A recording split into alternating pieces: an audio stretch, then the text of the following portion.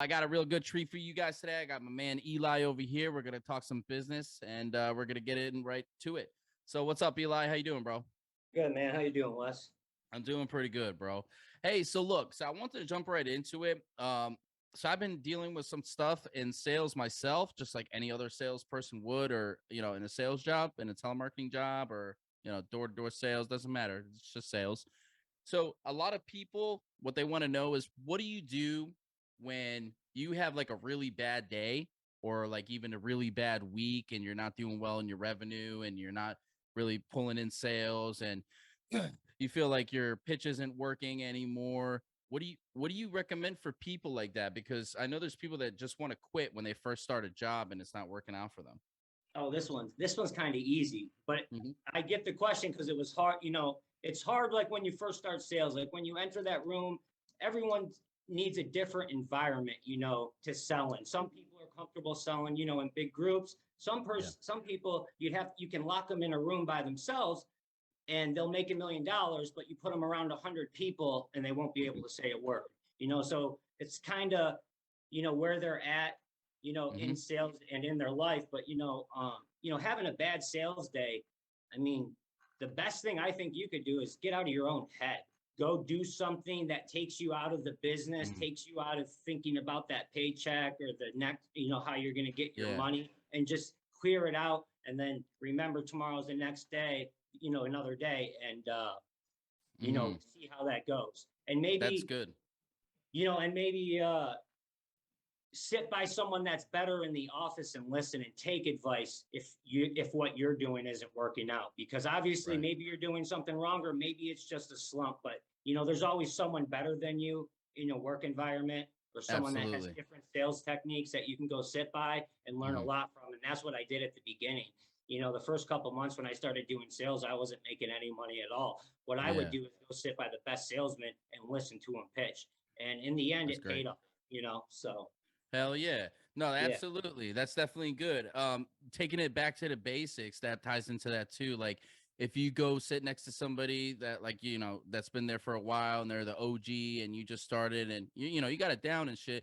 But yeah, you definitely need to sit next to them and go back to the basics, follow the pitch where learned before. Or a better way to say it is, stick to the pitch, go back to what originally worked. Cause I know a lot of people, when they're really good at sales, they try to switch up their pitch. You know what I'm saying? Oh yeah. And we're all guilty of it. Anybody that's watching this knows that, like, if you get really And you can comfortable, you get start the sales switching. still, but then Mm-hmm. when the deal goes to, clear, the person isn't, the agreements aren't matching up. You know what I mean? What the person told them next to what the pitch, you're being completely honest, and it's, scripted. Right, right. And You're not trying to, do shortcuts to get money. You're right, going through the whole absolutely. thing so the person understands what they're getting. Right, absolutely. The whole I thing. I think that, like, I've had to do that myself, like go back to the basics and be like, all right, what was I doing before that kept the sale consistent? Because when I go back to the pitch and I go back verbatim to, like, what I was given when I was a brand new agent, because they always say the newest people always do the best. Somebody that's done the sales before and worked in a bunch of other places doing sales, they come in with this like attitude of like, That oh, I know ego. what I'm doing. Yeah.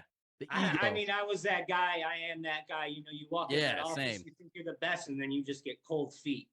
Right. And it humbles you, it definitely Yeah. humbles you.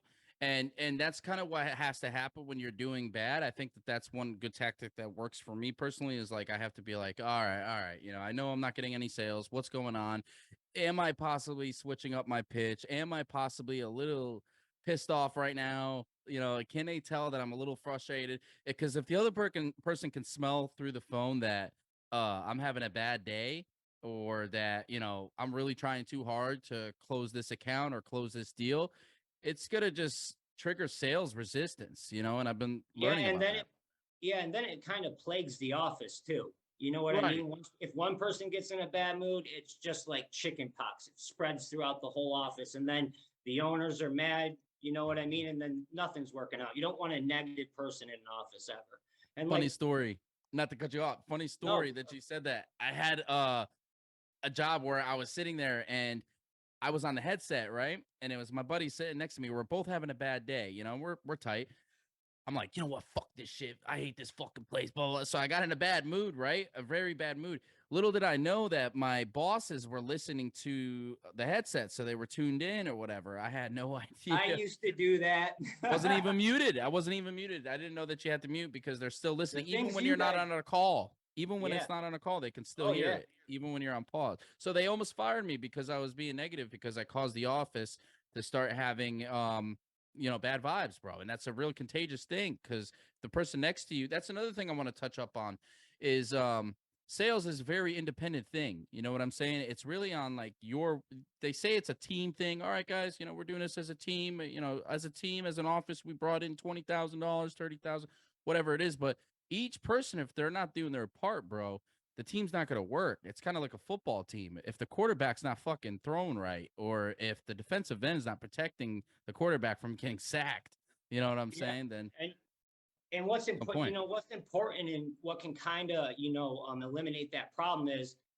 going into the morning and getting, pumping up your sales team, and another important thing, which I wanted to touch on is, when a new guy comes in, to anyone that's owning telemarketing, companies, not that I know a ton about them, I only owned one, but I knew, and, I had it for a while and there was a lot that entangled with, what you have to do. And a lot of people think it's easy. You just, spend money, hire a bunch of people. The hardest thing is getting the employees. That's the hardest thing to do. Yes. And getting the employees, you want them to feel comfortable. So when you have an office and you have sales guys that are doing real well, or that have that cocky attitude, it's real important for the owners to pull them aside and greet the newcomer and have them sit next to them and be more of, helpful than just ignoring them and making their money. Because that, what I mean? Getting the person comfortable the first day is the most important thing, because it's they're going to quit that day or they're going to stay,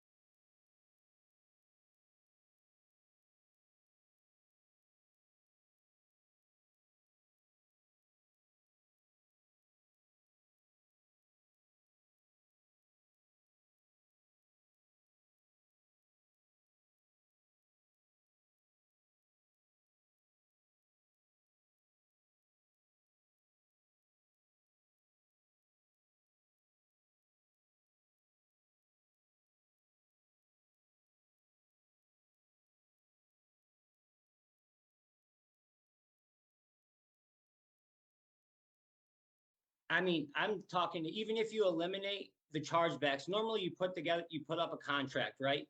And it's like a DocuSign. So the individual that's speaking to you on the phone can see it on their computer in front of them and read all the stipulations, sign off on it.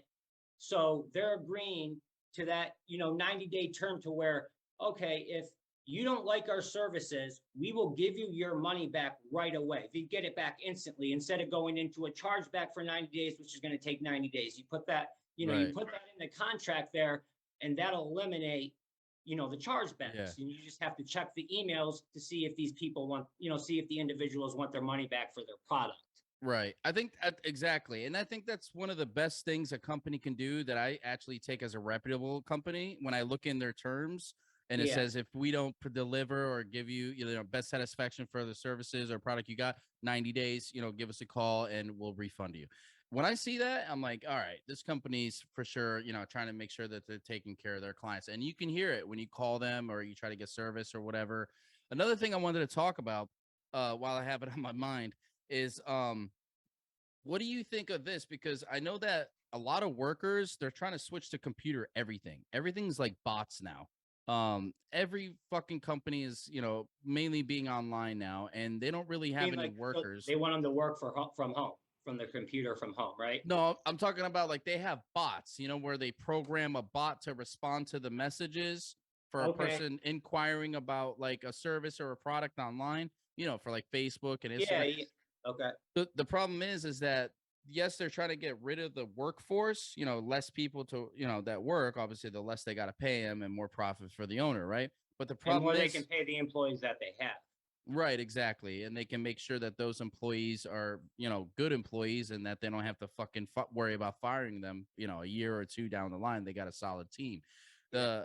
The problem is that the world, I feel like, is getting way too comfortable with getting rid of people instead and putting like robots and computers there that will do everything for you. The automated messages when you call, please press one to. That's Well, just bullshit. That's a bot. That's a fucking it's bot. America, man. Everyone eats McDonald's, you know. Right. It's But eventually where did we go wrong? Like, where did we go wrong that we really wanted to just get rid of the customer service departments? Because I you want me personally to be love honest? calling person and getting a hold of someone and actually getting my issue resolved.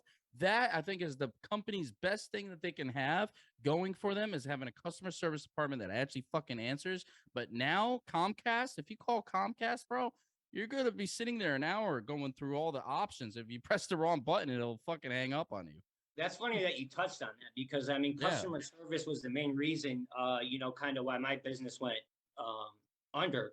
Mm, It was simply that a few emails weren't looked at that could have been right. chargebacks reversed, and boom, Oh my all that money God. was frozen.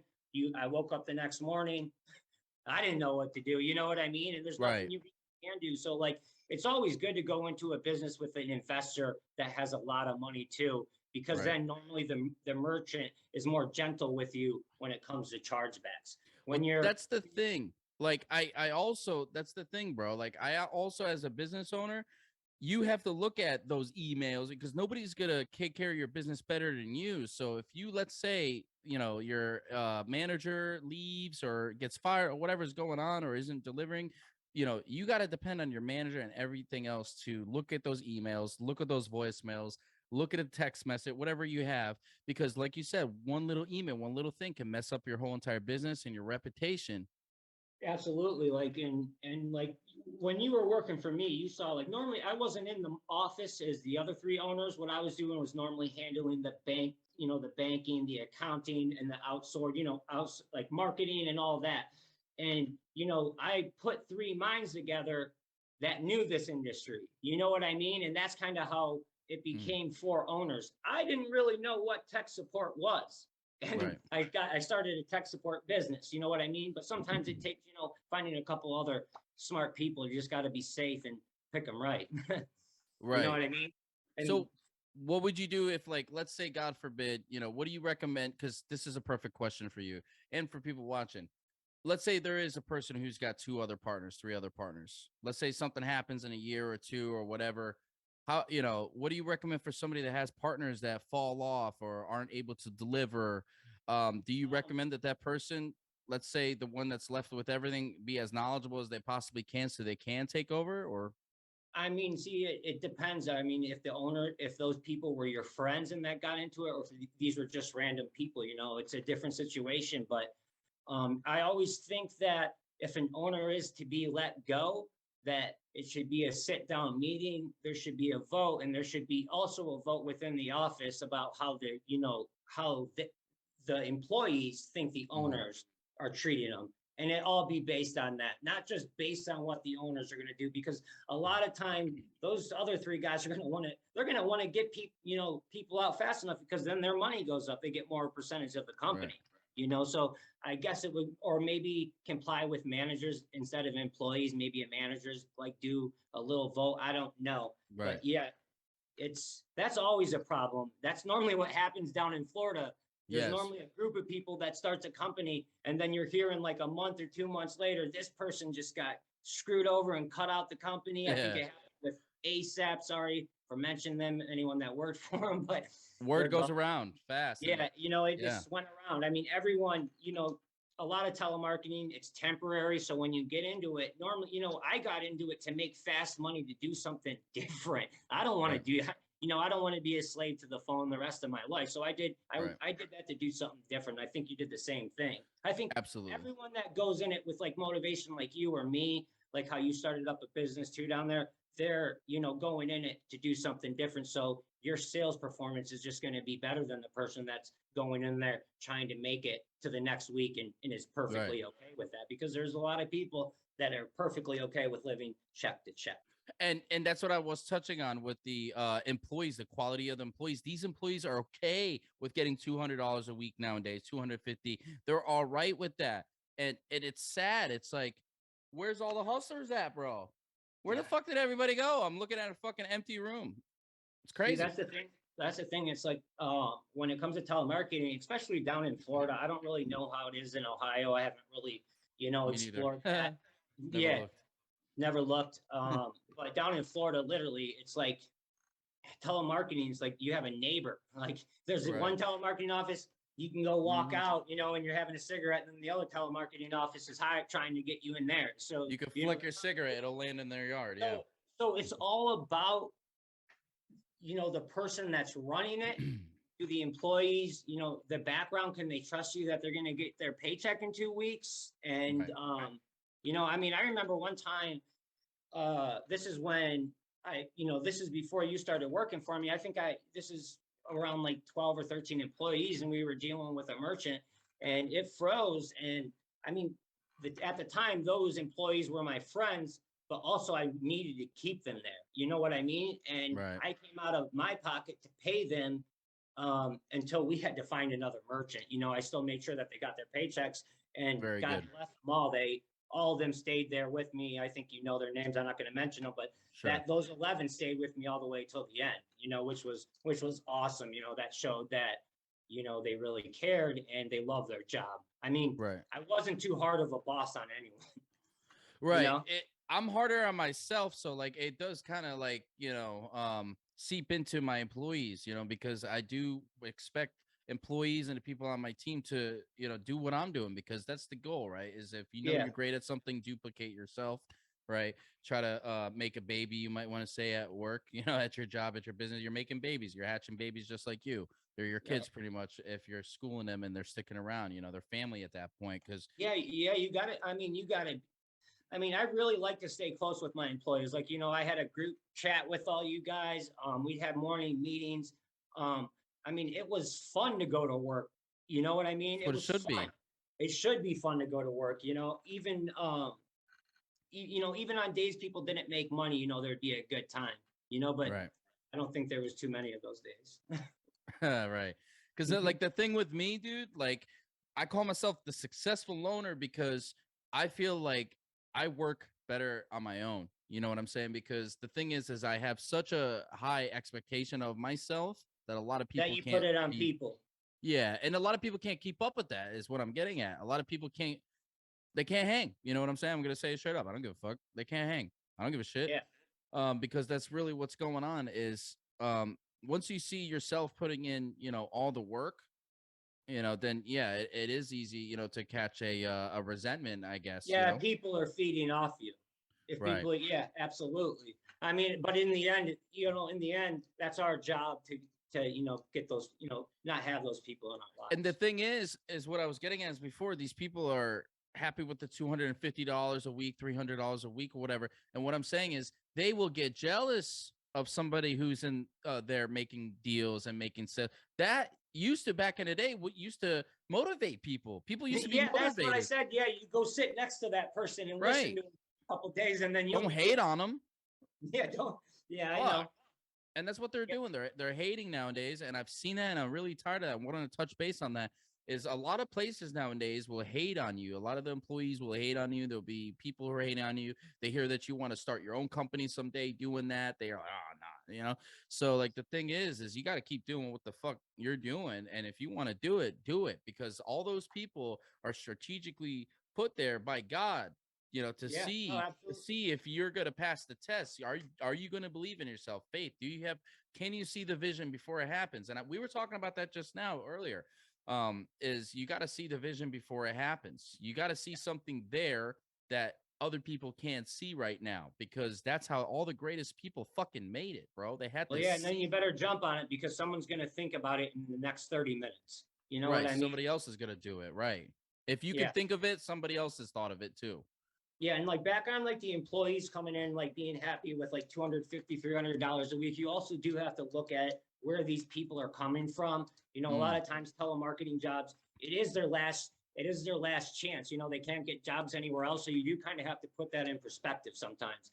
Right. But I do get it when you go in there gun ho like you know, you expect everyone else to do it because you've been in those same people's shoes. I know that, you know, you're past in California, whatever happened, and Yeah. to see you right now is just a miracle. I was So homeless. I had yeah, nothing. yeah, and I've been there, you know, and Yeah. I've been there, and then you see other people, and it's not like that you're mad at them. It's just kind of like, dang, it's like you want to almost give them what you have, but Right. you know that if they just It's do what, impossible. yeah, it's Yeah. impossible. And you just gotta, you know, you can't judge everyone that walks in the door, you Right. know, a certain way, because you don't know where they're coming up, you know, in this industry in telemarketing, because Right. normally a lot of times it is their last resort, and sometimes and a lot of times it's a lot more money than they could handle if they really wanted to work. You Right. know what I Right. mean? And then they get to $200, $300. Maybe they've never had $50 a week, you know? Yeah, that's a good So, way to look at it. Yeah, you don't know their and you got to past look or at what it they're from, used to. yeah, you know, you sometimes, you know, when I, you know, back in 2016, 2017, I had such tunnel vision. You know, I used to not see those things. I Mm. mean, and up till like, you know, a few months ago, I was in a little tunnel vision. You know, I had my own phone. You know, talked to me before I moved back home from Florida, gave me Yeah. some good inspiration and everything, which was cool, you know, but yeah, I mean, the most that's funny. The most that we've talked about is the employees, and that's the most important thing for an successful business is the employees. It's not the Without owners, it's them, not marketing, it's not the nice stuff that you have in the building. It's the people and how they act, you know? yes, absolutely. And eventually, if you do, become an enterprise or a big ass company, you are going to need a team. Like you said, you are going to need somebody there. You can't do everything by yourself.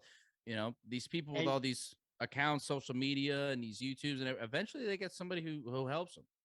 yeah, yeah, absolutely. And you just gotta, you know, even if they're your best friend, if they're going to help, or say if it's some random stranger on the street or some Mark Zuckerberg dude or whatever, make sure that you have a contract with them, because if there's not a contract going into Right. any business, it doesn't matter if they're your best friend. Exactly. Sometimes it doesn't matter if they're blood. Let me tell you, you Yes.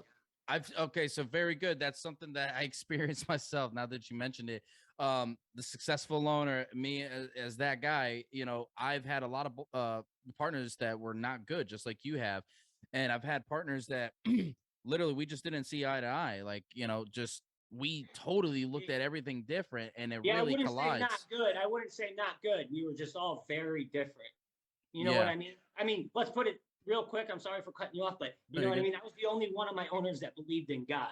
So, I mean, that makes it real different right away, you So I know? want to talk about God. I want to talk about God and business, how they go together. Okay. Um, because I'm a firm believer that it so goes together, because the thing is that when money, okay, a lot of people don't know this, but I've seen a person who's totally broke with nothing happier than a person who's sitting on a yacht with a bunch of girls around him, you know? Oh, absolutely. And you kind of wonder why. You kind of look at that and you're like, how is that? Right? You got to really look at that and say, that is mind boggling. Like, people are trained to think that money, money, money is everything. Money is just security. That's all that it is. It's just that I'm all right for next month's rent. I got food for the week.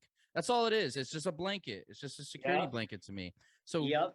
from what I understand from my experience with God, every time I pray to God or every time I ask God to help me out with something, or hey, he won't give me the results until I actually put in the footwork. I have to put in the footwork. I can't pray for something to happen on the couch, without No. actually connecting with someone or talking with someone or going out there doing it. I truly believe that I don't know if I told you this before, but I've died before and actually went to the other side. And Well, I know that you've died. I've yeah, heard that. I heard about that story, but yeah. go ahead, tell the other side And or whatever. it was the craziest thing ever because when I went there, I saw the future. Okay, so I saw like snippets, like clips of the future, and I saw myself in a yellow Lambo. So for everybody watching this, in the future, I guarantee I'm gonna have a fucking Lambo because I'm manifesting it right now. Because I'm talking about it, because speaking about it, because I truly believe it. I don't know how I'm gonna get it or whatever, but when I died, I saw that there's a future coming, and if I do the right thing in business and with people and just try hard, that's it. Just try your hardest. I think God respects that the most. I think he respects people that try their fucking hardest, bro. I don't think he likes laziness. What do you think? Um, I don't think God really judges anyone, but Mm. I think that if you're lazy, I think that you can become unlazy. You know what I mean? But I don't You I don't don't know. think people's life go bad if they're lazy? Oh, absolutely, absolutely. I Do you mean, think if God does that, or does he have a part of that, or is that just all them? that's a tough question. I mean, I feel like, God's around always, but he gave us a brain to make our decisions. You know what I Mm. mean? And Right.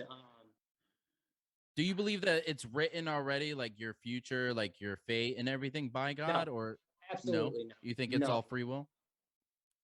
it's not free will. It's on God's will, but I don't think it's pre-planned. No. No. Hmm. That's Because interesting. then that's saying that what I'm doing tomorrow, he planned for me to do. I mean, no, he didn't plan for me to wait. I mean, he's there. That's a hard question. That's all right. Hey, It's a look, hard I'm not question. I'm not God, so I don't know. I'm Yeah, just I mean, I'm just trying to see what you think, because I'm just trying to share my experience of just what I've believed in, I and mean, maybe if you believe it, cool. If you don't, maybe we can collaborate what you believe in and me and make like a I little mean, thing like of it. I was like on a sore subject, like with God. This was actually when I was like running my business, like everything was going good. I was getting money, girls, Mhm. there was the friends around. I got my car, my family, most importantly, was back in my life. I could show up for my nephews. All of that stuff was great, but I was thinking I was doing it. That was the problem. And, Oh, I got you. really, I had nothing to do with it. It was God. And I came home, and this is after my company had just shut down. I came back for Christmas, and I remember I was sitting in the backyard with my grandma, and she was like talking about God and my brother, God and not believing in God. Mhm. And, and I told her, I was like, I don't really believe in God anymore. I've lost so many friends, so many close friends to where like, I got to find new close friends because those ones that I always had, they aren't around, Mhm. and she taught, Same. so I told her that, and she told me this quick story I want to tell you real quick because it got me to believe in God again. I think it's really important because she had no motive of this. She's a 96-year-old Italian Sure. woman, never committed a crime, and I'm sitting out back, and she had lost my grandpa when I was a kindergartner. And she promised him that she would never marry again. Well, she's very involved with the church, goes to church every day. Well, 3 years later, she finds out this older guy has a crush on her, right? And she kind of had a crush on him, but still, she made that promise to my grandfather that she would never date again, Mm. and this is 20 years ago. My grandma's still kicking, you know what I mean? So she would have been alone for a while, but she went home and one day and she said a prayer. And she said, God, she's like, or she prayed to my grandfather. I'm sorry. She prayed to my grandfather, and she's like, if this is okay, she's like, well, I just want to see someone give me red roses. And some concepts for her getting red roses, and that she wants him to show up as her white horse or something. And come to find out, 2 weeks, she tells me 2 weeks later, this random kid named Dougie hadn't been in her life for a while. She knows the family a lot, shows up on her porch with red roses. Oh, wow. Also, what's crazy is the car that the guy that liked her in that would always park her when they go to church for their, White. they get the bake sale stuff ready and all that stuff. He had a white car. So it was kind of crazy. And Wow. that was one of the two stories that I've heard that's, really got me to believe in God. And for me, just being alive today and seeing you alive and, you know, a lot of my friends that shouldn't be alive today, that, you know, there's got to be someone up there, you know? Right. They I don't say, know who he is, ask what and you it shall is. receive. Yes, Ask and you shall absolutely. receive. And that's such a simple thing to think. I know like, Chris oh, if I Farley's up ask. there. Hell yeah, he is. He's up there with fucking Bob Marley. He's making them laugh and shit. You know? Swear to God. Snakes. I like it What when he movie was is that from? What movie is that Tommy from? Boy. Wrong. No. Hold on. Fuck. Damn. There's a bat in the cabin. Beverly Hills Ninja? No. That one's great too. I'm trying to think. Fuck. I remember that when he was like, snap. Yeah, I remember that shit. Okay. I just remember when he was like telling the dude, he was like, and then you got this guy over here throwing up in the bucket. Yep. You're all like, yep. He's like, oh, because you didn't want to get car insurance or like some shit. All right. Dude. He's like, got the shit on all right, fire. when you're casted out, what are you called? If someone's casted out, what are you called? A black sheep. Black Remember Sheep. Yes, Black Sheep, the movie. Yeah. There you go. I think I watched it. I think I was too fucked up to like really like always watch it through. I think it's one of those movies that I never really got to like fully watch. I watched it like 20 times, but never watched it. You know what I'm saying? Dude, I was definitely sober when I watched it. I think I was 11. Hilarious. Really? Well, that was Beverly Hills Ninja. I think the other one I was 8. Definitely doing all right. Dude, who's like one of your favorite actors for like comedy? I'm not a big comedy guy actually, but I love Kevin Hart. Kevin Hart's great. Chris Farley was my favorite. That's why I brought him up. Old Jim Carrey's great. New Jim Carrey's a little creepy.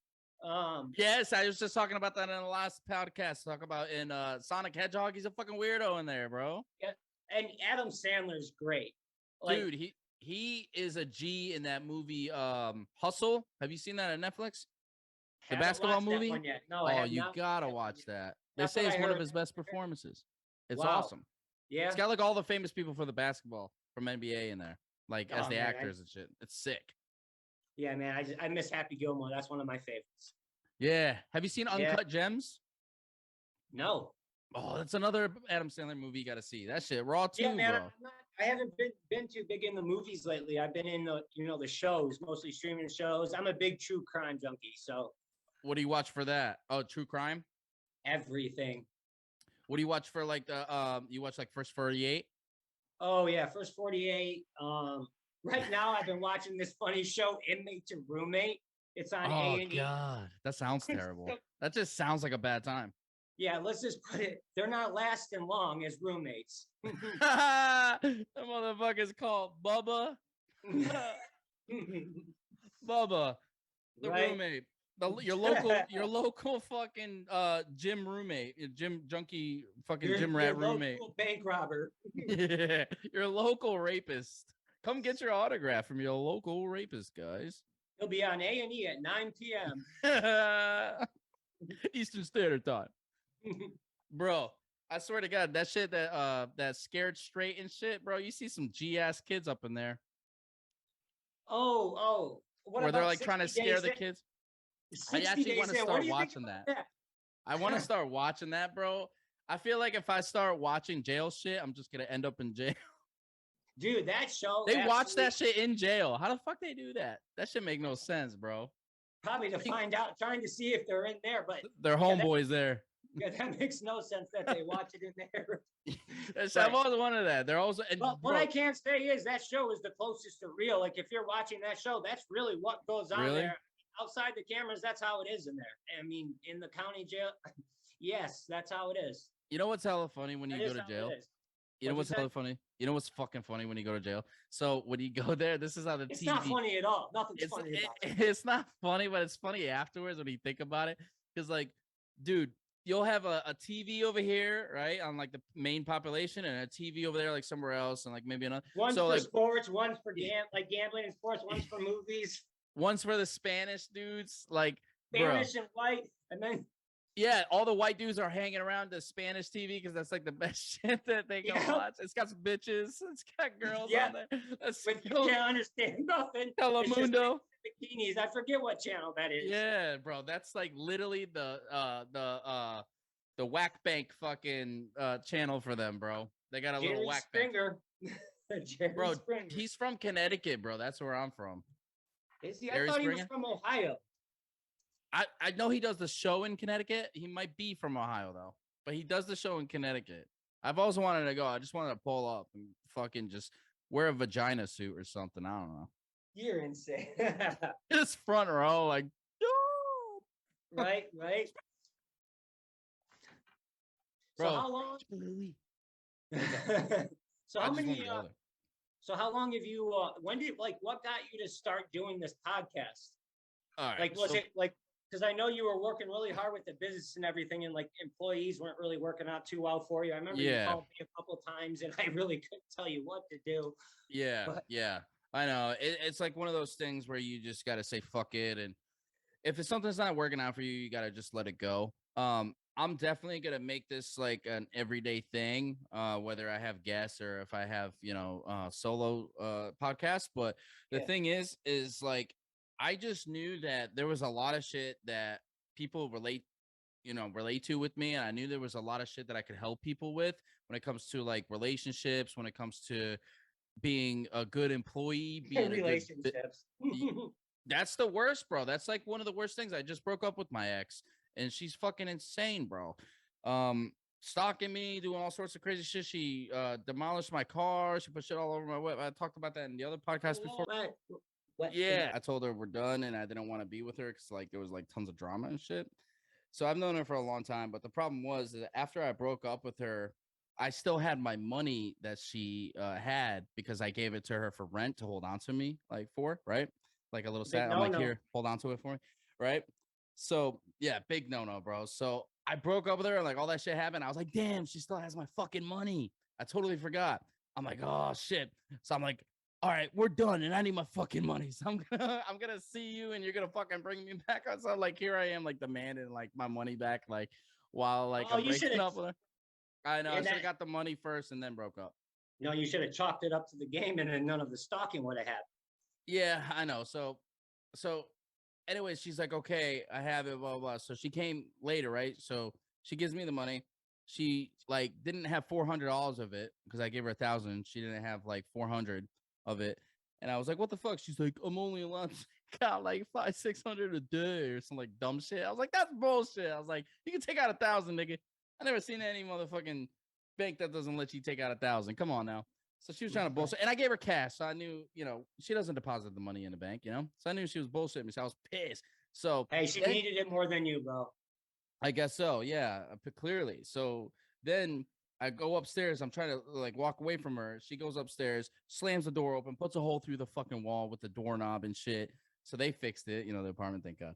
But so then she fucked that up. She's trying to like get into the apartment. She has a spare key. And I'm like, damn, dude, this is bad. So I try to go in there. I'm trying to shut the door. She takes like a drink or something, throws it like through the crack of it. So long and behold, she's trying to get like, I guess, some shampoo from like, the apartment or whatever that she left behind.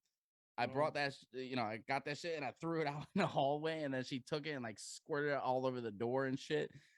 And then she went down to my car and squirted shampoo and all this shit all over my car, bro. All over the hood of it. And not the hood, but like the part for the drop top, the cloth, that goes down for the Mustang. So I was like super fucking pissed, bro. I took a video of it and shit. I was like, oh, this fucking bitch. And then the stalking happened like way later. Like I popped up into my apartment with Mickey D's. I was super happy. Just got some food. I touched down. This bitch is chilling on a couch, just sitting there like a fucking psycho. Like she was there before you got there. Like Anna, like the doll, the possessed doll. She reminded me of that shit, bro. Yeah, she was already there. She was already there. Like I came back and she was already there. He went exorcist on you real quick, right? Yeah, dude, like a fucking ghost in my house, bro. I feel you. Swear to God, bro. She's a weirdo. So I was like, just really surprised that she fucked up my car and still had the balls to come back and sit on my couch like nothing happened. I was like, what? What? Somebody who does that is sick. That's Yeah, sick. when they think they have you on a leash. Yeah. Sick. That's sick. Yeah. Like, That's bitch, you're not right. fucking, you're 41. I'm 32. You're 41. Like, you've had your run. Yeah, like you're getting down towards the end of it. Like, you know what I'm saying?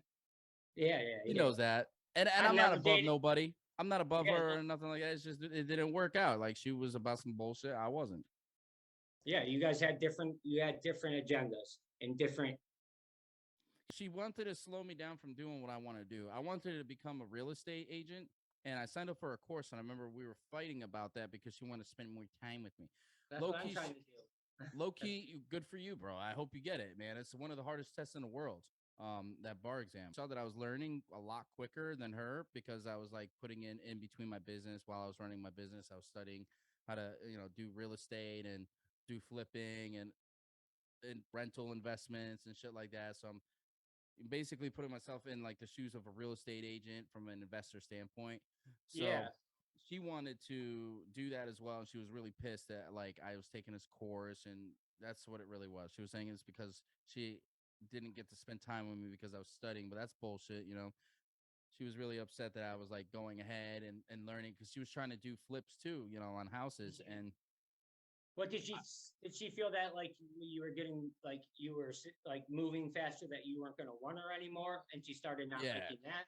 she Like, thought she was gonna be kicked out the business of not doing flips with me if I learned it faster and if I oh, was you should keep that separate from. You don't yeah, mix business and yeah. especially relationships like that unless That's it's a huge concrete. thing. That's a Yeah, huge thing. And I know people that are watching are like, yeah, I made that mistake, for anybody, because that's what people want to do. That's one thing that's a whole nother topic is relationships and business should definitely stay separate. That's a big thing for me. And that's one thing I learned the hard way. And the only way you learn the best is the hard way sometimes when it comes to shit like that, because then you never do it again. I'm not yeah, saying, don't do it. There's plenty of businesses out there that have, mom and pop shops. That's why they call them mom and pop shops, because it's a family owned business. But, you got to really make sure you really love that person. You can really tolerate them, man. And when you guys are doing and you business can together, trust. it's different. Yeah, yeah, absolutely.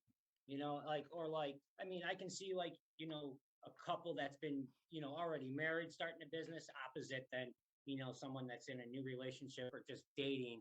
Yeah. Because then the money is literally will come into play. It always comes into play. Everyone says it won't, unless Right. there's special people out there where it doesn't come into play. But they're hard to come by. Special cases. Right. It's Yeah, the odds of it working out are like really fucking low. You feel yeah, me? That's what I think. absolutely. Because then if you guys have a problem at the business, then you guys take it home. It's hard not Yep. to in the Yeah. bedroom. Like you guys aren't wanting to fuck because you guys are arguing over numbers. Hmm. Imagine that For shit money. happens. Hmm. That's like one of the hardest things is not dating one of your employees. Oh, dude, we could talk about that, bro. That is the No, let's not biggest. talk about That is that. the biggest. That is the biggest no, bro. Yo, any great person that has all right, any person that's great and like really has run something like fucking Jordan Belfort from Wolf of Wall Street. If you're like him, you're bound to fuck like an employee. You're bound to fucking step into some shit. You're definitely gonna take a shit where you eat once in a while, but you'll learn. Yeah, he learned. It didn't work out too Yeah, well for him.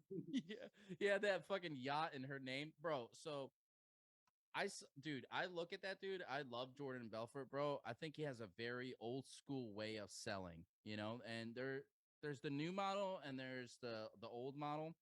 And some of the things he says, I definitely take away from, being persistent, being, amped up and shit like that. But I You think a have to lot of, pick. Go ahead. go ahead. I was just No, going to say it.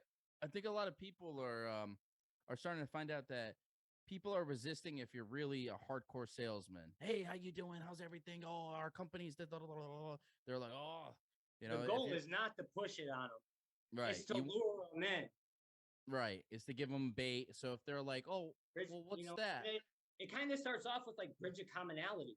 You know what I mean? Like that's one of the most important things to start off with when you're doing a sale. So you have something to grapple on if something goes wrong. You can change the subject to something they like. You Right. know what I mean? In the middle of the conversation. I think like the one of the things is that I've been learning is to find out what their problem is and see if Yeah. you're the dude who can solve that problem. So Yep. it's kind of like a mechanic, when somebody comes in there. Now, mechanics, this is why mechanics do so well, because if you have a car, the person needs the car. It's like, demanding. It's a very demanding industry. Like, I need to get it fixed now or else I can't go to work for the rest of the week type shit. Yeah. So they know that. And, that's why a lot of people feel like they get not scammed, they get taken advantage of or whatever by, these people, because a lot of people that are getting their car fixed or something like that, they aren't experienced, or else they would be doing it themselves. And that's the beauty of business, is that you might be providing something that's so simple and so fucking stupid that anybody can do, but somebody wants you to do it for them, so they'll pay you to do it. You could literally put stickers on telephone poles. Somebody will pay you to do that. You could do it yourself, but well, I'm not gonna I'm not gonna lie, like, and then I'm gonna touch a little bit on baby boomers, our parents' generation. yeah. Like, what were you saying before? Touch on that real quick again. Just basically, I forgot. Or, it's what we're talking about is just fuck. We're gonna have to take that part out. Yeah. You're talking about the brain fart. Yeah. No, we were talking about the you were saying the baby boomers. Yeah, because I was going to talk about how they had to work. We were talking about something right before that. I forgot. We can take that part out. No big deal. No, I'll edit it. I'll edit it so nice so it'll look smooth. Yeah. Okay, well, anyway, I think we were talking about work. Relationships in the work, in the workplace. Oh yeah, relationships, like, in the workplace, and like, shoot, cut this all out, start something else. Yeah, no big deal. So the thing is like, hold on, I'm trying to think what else we can. I really want to think what we were just saying though. Can you watch it real quick? It won't let me until I stop the video and go back. I was talking, you said something, and I was like, and then I was like, I was going to talk about work ethic with millennials, and then work ethic with how the baby boomers did it. You were talking about something that how we worked and with money and stuff. I don't remember. I don't remember either. Son of a gun! How did we lose that? I know, right? We're smoked out. We gotta keep that part. That's funny, bro. So that's another thing is like, I want to talk about like maybe industries too, like which ones are the best. Oh, the mechanic, right? That's what I was talking about. Okay, so I'll start right now. You ready? Yeah. One. Stop the thing from shaking. That's just. All right, you ready? All right. So yeah, so that's the thing about like even mechanics is they know that people have like that supply and demand, like they need that help like immediately, so they can get one over on them a little bit easier. But people are being like more educated and smart now before they're actually going in there. But if they really knew how to do it, they would be doing it for themselves. Like I was mentioning, you can milk a cow, you know what I'm saying, and get milk for free if you wanted to, but you rather fucking go to the store and buy it from there because it's already done for you, and it's supply and demand. It's already there for you. It's already packaged up. Are you gonna want to go to a cow pasture and go do that shit for fucking days on end just to have some cereal, or do you rather just go down to the store and just pay that $3 and just handle it like that? Yeah, and you can do either way. That's all depending on like the person who you are. Well, what I was going to ask you, I had a question to ask you, like, what got you the motivation to, like, what brought you out of that place that you were in California, and like, how did you climb so fast to where you're at right now? Wow, that's Like, a great question. It was really quick. It was right. It was like an overnight type of thing, and it was like, wait a minute, this dude was struggling hard as fuck. Yeah, so like when I was in California, for the people watching, I was homeless on the streets for 3 or 4 years. I had a very bad drug habit. I was staying up for weeks. I remember I didn't even have cardboard to sleep on. I remember other homeless people had to school me on like the tricks on how to like live comfortably out there. Because it is a lifestyle like out there, all year round. Skid Row and all that. What's that? Skid Row. Yeah, like Skid Row. Skid Row. I've been to Skid Row. I've stayed over there a few nights. Skid Wow. Row Wow. is one of the worst places that you'll ever go to. Like you'll look at a little puddle of water and you can literally see all the Yeah. green, you know what I'm talking about, the sea, Yes. whatever that shit is, the algae, right? Yeah. The You can algae. Yeah. you can see it because that's how nasty the area, and just bro, people are walking around in underwear out there, dirty ass That's right by underwear. the old Cecil Hotel, isn't it? I think That's right. so. I don't Yeah. remember exactly. I went to like a rehab out there for like like not even a month. I was there, and they were Okay. gonna keep me in there for a year. And my sponsor at that time was trying to make me stay for a year. And of course, I fucking left. You know, I didn't want to be there for a year. I was in a place that had literally like 50 or 60 beds all in one bay. It was like a prison. It literally looked like a fucking jail, bro. Yeah. So Sometimes I you got to was, do whatever it takes, though. You know what I mean? oh yeah, and But God it bless worked out anybody for that you. does it. I mean, but if you had another route and it worked out, that's great too. You know? I really just wanted to stop. That's what I wanted to do. I just wanted a home, bro. I wanted somewhere to sleep. I wanted somewhere to lay my head at. I wanted somewhere to shower. I was tired of not being able to chill on a Saturday on my couch and not do shit. I missed that. I wanted to do that. I wanted to have something, a place where I could go. And that was the most motivating thing for me, because when I was out there, I was trying to get into sober livings and pay weekly, but I had weed in my system and they weren't letting me go, go in there because I had weed in my system, even though it's legal out there. And it's like, what the fuck, whatever. But, But just having the 30 days of it in your system, you just couldn't find a place fast right. enough to be out on the Yeah. street and be like, screw it again. Like it was Yeah. like it was a no hope type of cycle. Right. Yeah. You're going to smoke weed again because you're homeless and you're fucking going through it. So Yeah. like, you know what I'm saying? No one's really going to stay. So I don't expect anybody to stay sober when they're in that situation. Sometimes you have to just They got ride to it be out. pulled out of it. Yeah. Yeah. You got to ride Sometimes, it out. or it just has to become, over too much, Sometimes it takes that for some people, some takes the other, Something something. has to intervene. Yeah. Something has to Like, intervene. You either got to leave, you either you're going to go to jail, you either over something's going to intervene. That's what they call the bottom, when they say the bottom.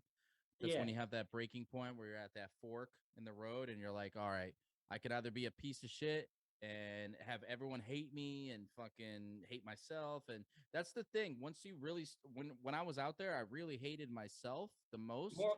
Oh, yeah. That's, And then it yeah. reflected into hating everybody else. And I felt like everybody hated me. It wasn't that everybody hated me. They didn't fucking know me. I hated myself.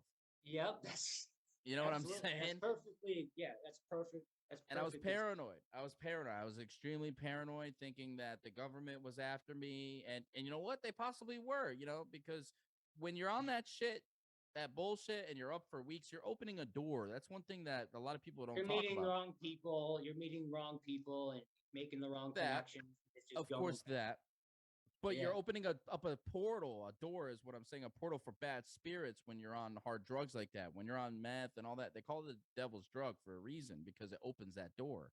A lot of people do sacrifices, and they do a lot of witchcraft and black magic with that drug specifically. So that shows proof right there that it's in the culture of evil, bro. So I was putting that into my body, into my veins, and I was experiencing demonic possession. I was experiencing demonic situations.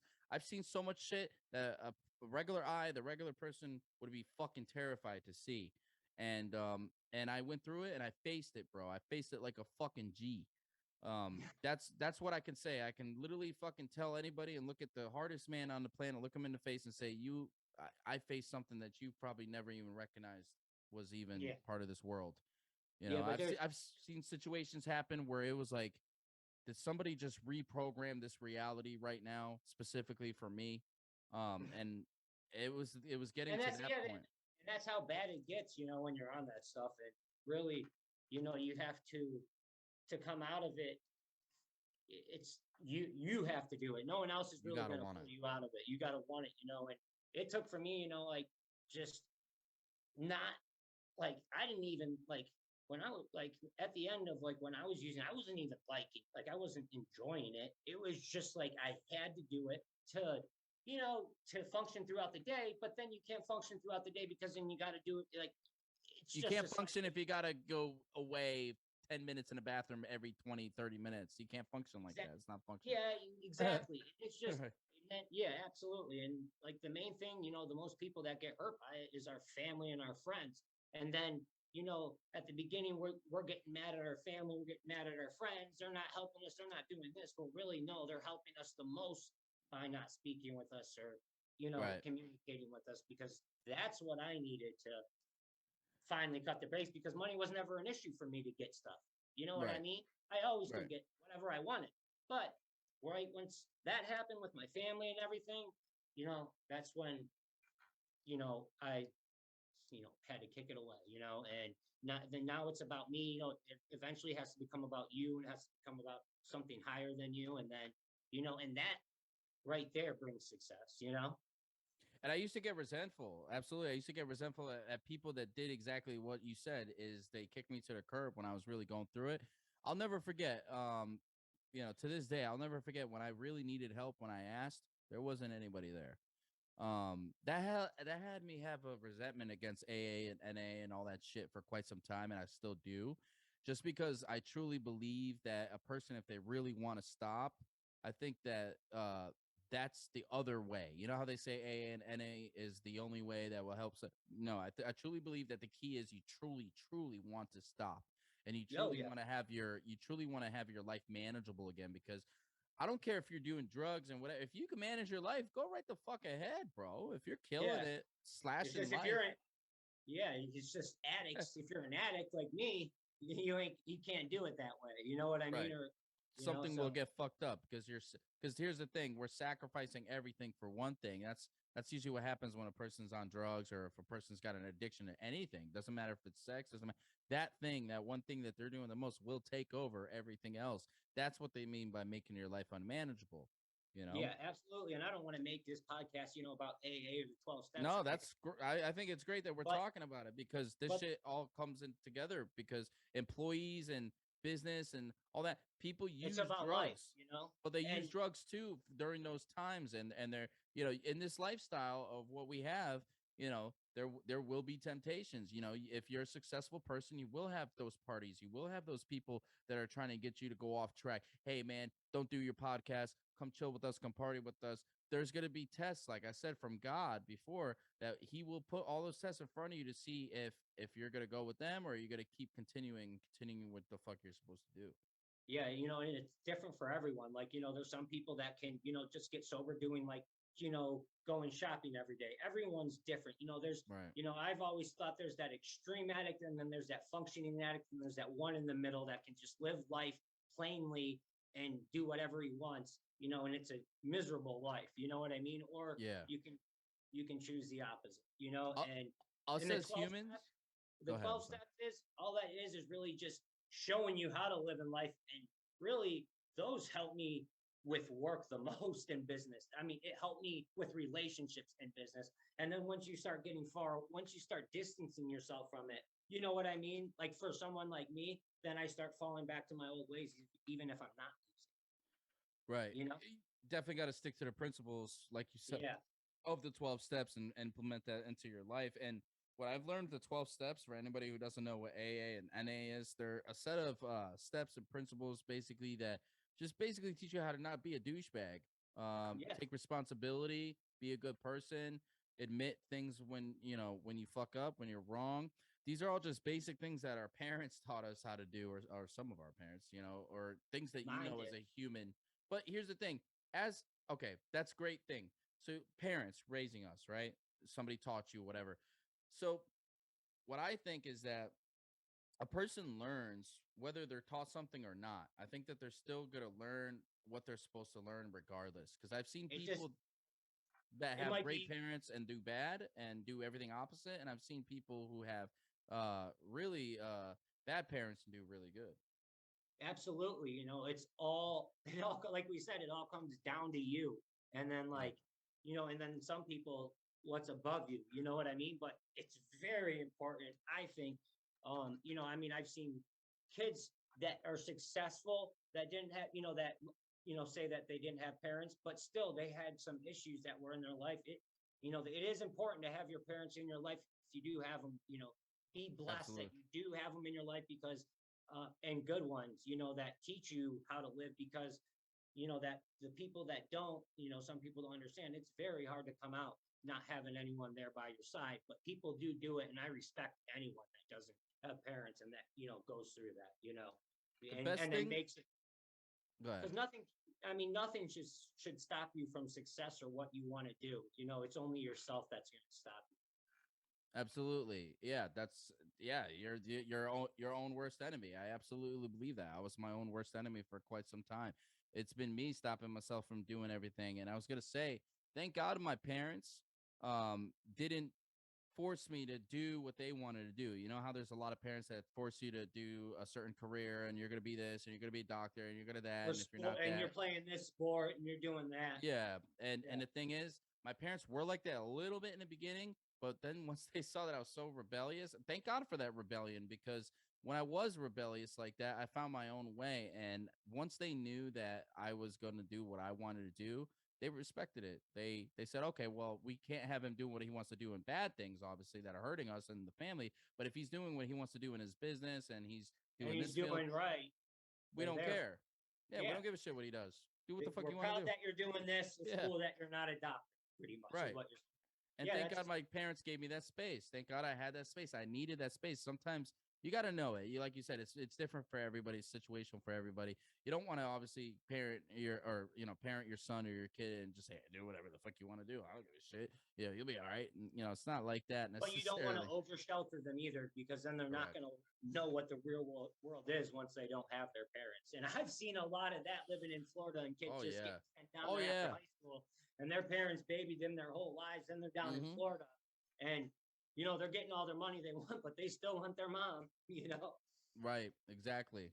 Absolutely. And I think that's what a lot of people do. It's very sad because they get sent off to these places, and they're clueless. They haven't experienced life, and now you got them out here and they're around the wrong people, and they're with people that are fucking off. And the thing is you got to motivate yourself. Like you said, you got to motivate yourself, and that's the most you got to motivate yourself and reach out.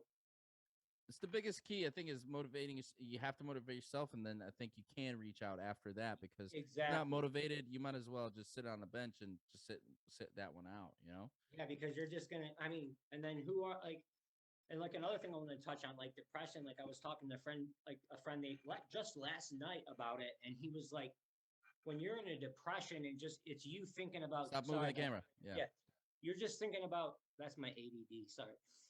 You're just thinking about you all the time. You know what I mean? And how are you being present for the others around you? You know what I mean? If you're in a depression, you can't be present for your family. You can't be present for your friends because you're so in your other shit. You know what I mean? And, so if anyone's in a depression, it's very important to reach out before it's too late, because, it can become too late sometimes. Oh, it definitely is. We've seen it. It's proof. I mean, look at all the people that are supposedly happy in the media and, actors and superstars, and they do suicide or whatever, And it's like, yeah, it can get there. The human mind can get there. And a lot of people think that, oh, I will never get there. You'd be surprised, you go through something traumatic enough, or something that, you can't take, that you did something so bad, or you can't live on day to day without thinking about it, pray for people like that, because I was one of those people. I was ready to step out into traffic almost every single day. I wanted to die. I wanted somebody to shoot me. I remember one time I was going down the street, and this dude was just, minding his own business, and I started screaming at him saying, oh, you're a cop, and I know you're following me, and you got a, this type of SUV, and I seen you all around. And, he's like, what the fuck? So, I started getting towards him and everything, aggressively. He takes out the gun and puts it right to my head. And I said, fucking shoot me. And he's just like, you need God. And I'm just like, says the guy with the fucking gun. And says the guy with the gun. Yeah, I was going off. To change the subject, what do you think about Armie Hammer? Armie Hammer? Armie Hammer, the actor? Let me look that shit up. What movies did they play? He plays in The Social Network, The Lone Ranger, The Mine. It's called Mine. His whole family's in the industry. I haven't seen him. Never seen the guy. Wait till you see a picture of him. You're gonna know who he is. I would so bang him. He's Armie Hammer. He's so hot right now. You ever watch Zoolander? Yeah, and he eats his girlfriends. Really? That's good. I think he bit one of them. Wow. I don't know. There's a bunch of bad stuff In real going on. life, he bit somebody. He bit his girlfriend in real life. I never don't know, seen there's him in his social. Oh yeah, I know this guy. He Look had at the the- twin brother, right? In his social. Yeah. It's Does he really have a twin brother, or is that like the same actor? he has a twin brother.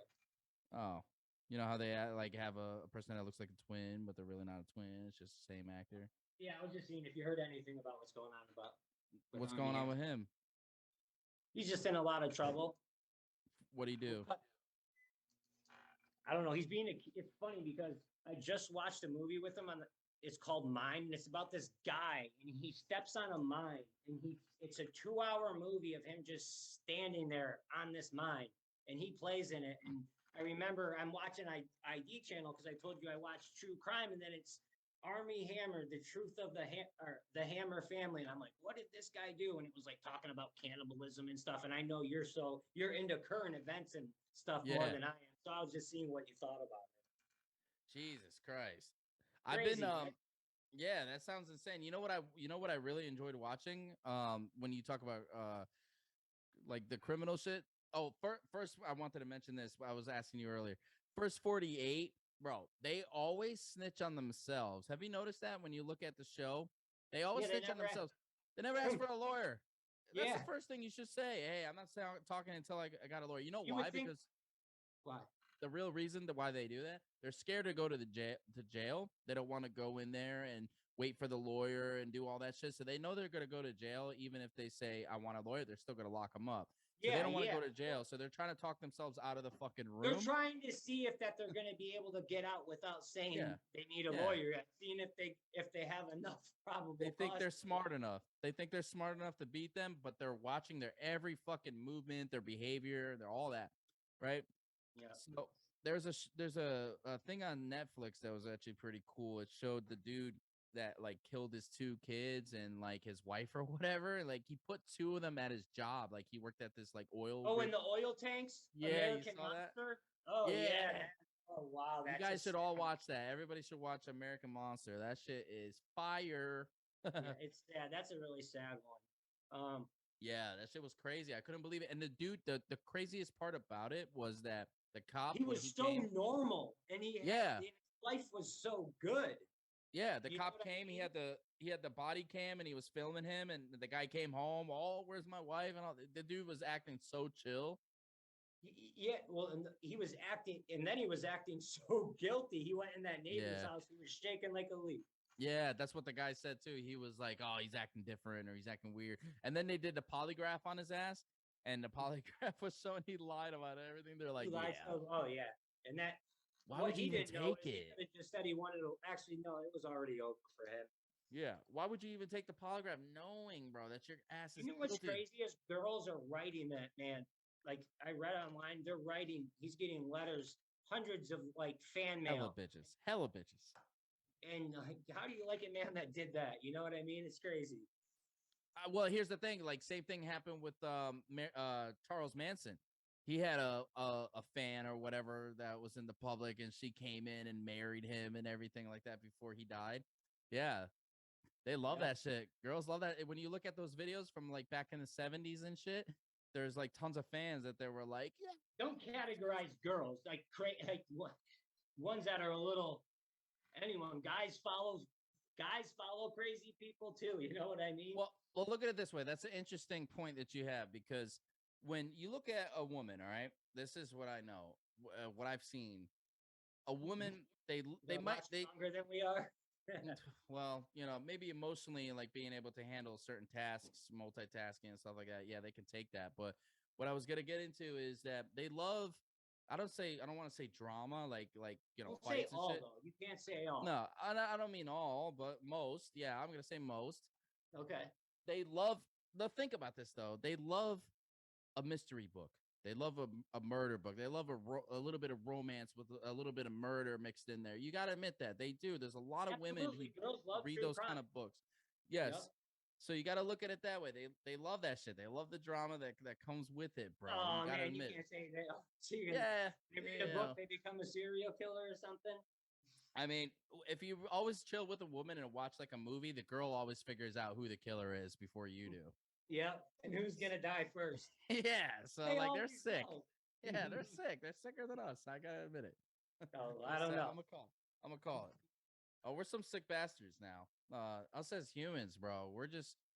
We're a lot of us really want to do crazy shit, but like the cops and the government's just there stopping us. You know what I'm saying? Or else we would just be living like fucking cavemen back in the day again. Well, I mean that's why we should be grateful that we're living in a democracy. You know what I mean? We could be in Kenya or North Africa right now. You know what I mean? So like Yeah, their that's life another thing. Like when I wake up is in the different. morning, I'm just blessed to be where I'm at. You know what I mean? Like a lot of people just aren't blessed to be in this country. And I mean, and say it's so bad and they want to make it great again. And it's like, dude, we live in the greatest country But still. what's the worst is people that move here, right, from a different country, and they know that, but then they get very comfortable and complacent and forget their blessing, bro. And then they're just part of another statistics. I've seen that. I've seen a lot of people that are very entitled. They move here, whatever, from another country, are very grateful in the beginning, and then later on, they're just like, oh, fucking fuck this. And it's just like, dude, you came from a place that had nothing, and you've only been here for not even a year, and you're already saying, like, Well, they you can don't like always this or move back that. home. You know what I mean? That's an option. The way you said it, all professional. They can always, go back home and just like leave and like fuck off, they can always, just like, fuck off. I'm just being honest, you know. True. Yeah, we got to be honest. Yeah, that's what this is. This is the rawest podcast on the fucking market, bro. That's what I market this as, the rawest shit ever. Got to talk about that raw shit, what it is. And that's one thing about me, bro. Like, you know me, I've always spoke my mind. I've always said, how I feel. Never got to sugarcoat it for nobody. I always respect No. people's opinions, and I'm glad, because their experiences brought them to that belief, and for them, that belief might work. When I was like looking at Netflix and stuff like that, they all were like the coolest, like nicest people, had like the manners. They were just like chill ass Your next dudes. door neighbor. Yeah, like that's the part that drives people insane to know that, is because these girls are like so like gullible with these dudes. Nowadays maybe not as much. It's not like a 70s movie anymore where you're Yeah, like, yeah, a bitch, lot of the guy's behind you. You know what I'm talking well, about? yeah, a lot, yeah, and a lot of that in the 60s, 70s, and 80s, where they were getting picked up by truck drivers and hitchhiking was a lot more popular back then. Now, if you stick your thumb up in the side of the road, you're gonna have 7 cop cars around you. You know what Oh I yeah, mean? yeah, absolutely. You definitely get snatched up by the cops or by somebody. It's the wrong guy. Mhm. You definitely don't want that. But I was watching like the John Gacy tapes, and like I was Yeah, watching all that's that. great. That one was great. I've seen them all. I've seen them all.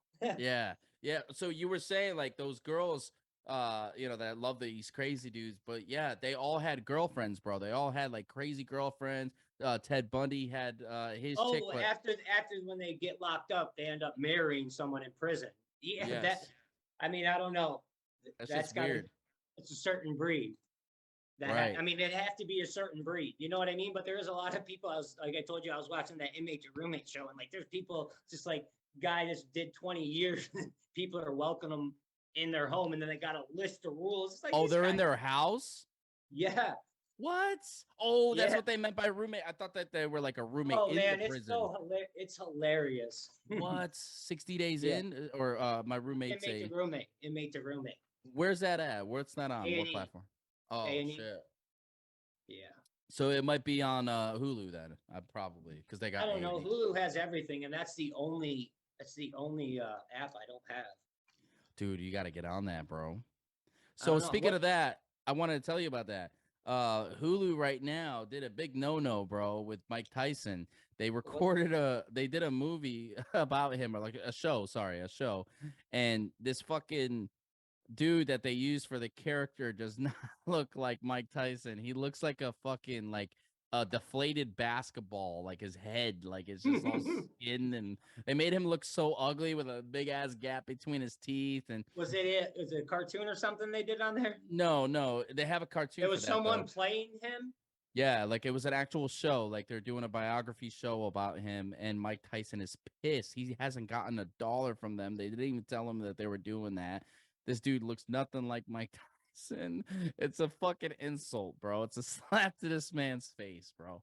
Like if I Yeah, if I woke up and saw some shit like that on TV, like some like dude, they're like is playing me and he looks nothing like me and he looks like 10 times worse and old and like, what the fuck, bro? You would hear from my lawyer, bro. Absolutely. That's for sure. Nah, probably. Mike Tyson. I mean, I'm sure Mike Tyson has plenty of those. Oh yeah, bro. So along with trophies and ears. Yeah, you're right. He's got a collection of jars with ears. He's like, this is my best specimen right here. It's right here from this specimen right here. If you want to drink the juice, you can. Drink the juice from the jar. He probably shoots it up in his arm. That's probably how he gets his strength. Yeah, probably, right? He's like 70, still boxing. Right? Have you ever seen South Park? You watch that show? I used to, man. I used to be my favorite show, but like lately, it's just been hard to get into cartoons. I don't know. Really? I love them, bro. They showed Christopher Reeves in a wheelchair, and he was snapping baby necks and sucking out the fetuses, and it was like gaining him strength. And he started dancing with Michael Jackson. Oh my lord! He was like dancing against him.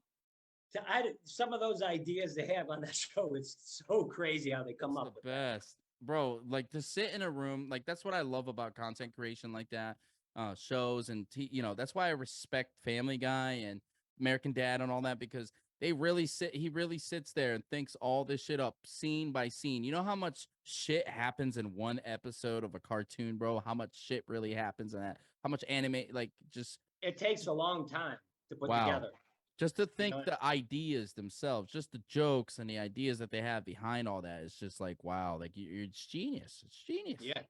And to come up with topics that are different and to come out with something new every single time, and that's what South Park was famous for, was really coming up with the times. Like something will happen on a Monday and they'll have it on Wednesday. And it's so spot on too, everything about it. You know what I mean? Subliminal message. When I was younger, I remember my parents used to not let me watch it. My brother and we would stay up real late. 10:30. 10:30, Comedy Central. Yeah. We're watching Johnny Bravo or something on Cartoon Network, and we would watch South Park. It's not like we understood anything like that dry humor or anything. We were so young. We just wanted to see Kenny die. Right. That was the main reason we watched South Park. We wanted to hear some swearing. That's what we wanted to hear. Yeah, learn some new language for the schools, Yeah, to go back with the next day to school with. Yeah, that's exactly it. And that show was so bad, bro, that I had my finger on the return button, like on the remote, so I could return the channel to the other channel, to make it look like I was watching something I was supposed to watch. Oh, absolutely. My hand would be sweating from having my hand on there.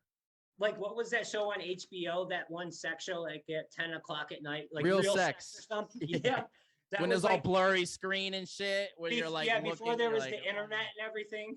Yeah, you're like looking at this this fucking terrible image that's just like probably possessing you, and you're just going to 20. You're going to the cable channel, like in Ohio, they had 22B and 22A, and that was the Playboy channel back in the day. And you could like mess with the antennas kind of, and you would see like all these lines, like when you're in like second and third grade. And right, you and your friends. Something. Yeah, you're with your it's friends. A titty. There's a titty.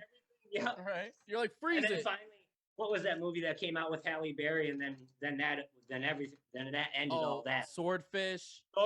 Yeah. And I remember going to Monster Ball.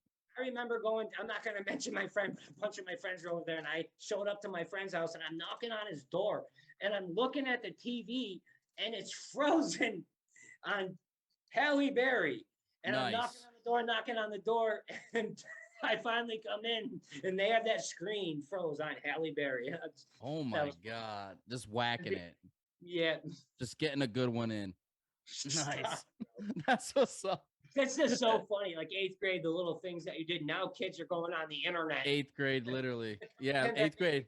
Like, oh my god, you have to put restrictions. Like for people that have kids, they have to put restrictions on the internet. Dude, it's bad, bro. It's so bad now, bro. Like, bro, I remember when this is so funny. I love this topic. Like, it was so funny when the dial-up porn was around, and bro, you know how it makes that sound like, and then like your uncle or something's like, you're like walking down the basement, your uncle's like, or someone like family members loading the picture, and it's taking forever, and they're like trying to X out of it, and you caught them. It's like, yeah, bro. And it would put all, if you downloaded like the porn program, whatever, it would put a bunch of fucking shortcuts, the pictures of girls. It would be like 10 different shortcut programs that just got downloaded. You just ruin your computer. Literally worse than LimeWire, worse than fucking BearShare, worse than any virus there is, bro. Yeah, It's I don't bad. believe it. I don't even like. I don't really honestly watch it. Really, like I don't. Pornos, they're corny. They are corny now. Like when you really realize, it's kind of like finding out that wrestling's fake. Like when you're fucking, yeah. Like once you get to this age, it's like, yeah. I And know of course a lot we of still people, watch it. Of I course we know still. some girl. Yeah, and I know some girls actually in Florida. I'm not going to mention any names, but Oh yeah. No, we're not gonna mention that. I'm not just talking about one. I'm talking Yeah, about I got one particular. Stop right now. Stop right now. I got one particular. It's cool people though. But I remember, dude. Real cool, real cool. Shout out to all my porn stars. But I remember, dude. I remember when like my dad. I literally heard this shit, bro.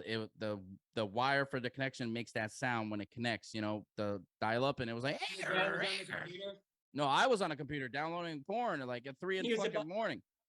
And my dad I hear the ear because I downloaded something and it was like talking through the thing. You can hear. Oh yeah, I remember that. Dude, it was bad. And I remember my dad's coming and I'm fucking sweating because I'm nervous and it's hot. Starting to hit X. Yep, and like the picture slowly, like you're like, I hope it doesn't load all the way. Like I hope it goes back upstairs before it gets past the face. It would literally be like 5 hours of downloading for 2 minutes, and you're just jerking it in between. You're like, all right, I'm waiting, and then you're waiting there with your dick in hand for like at least a good fucking 10 minutes, and you're just like, all right, let me do some other shit while I'm here. And then you're like sitting there, you're like, but I gotta stay still hard because it might load the next second. And that's like training your dick to go hard and stay hard. That's how they got porn 90s, stars. Bro. Let's change the subject. Yeah.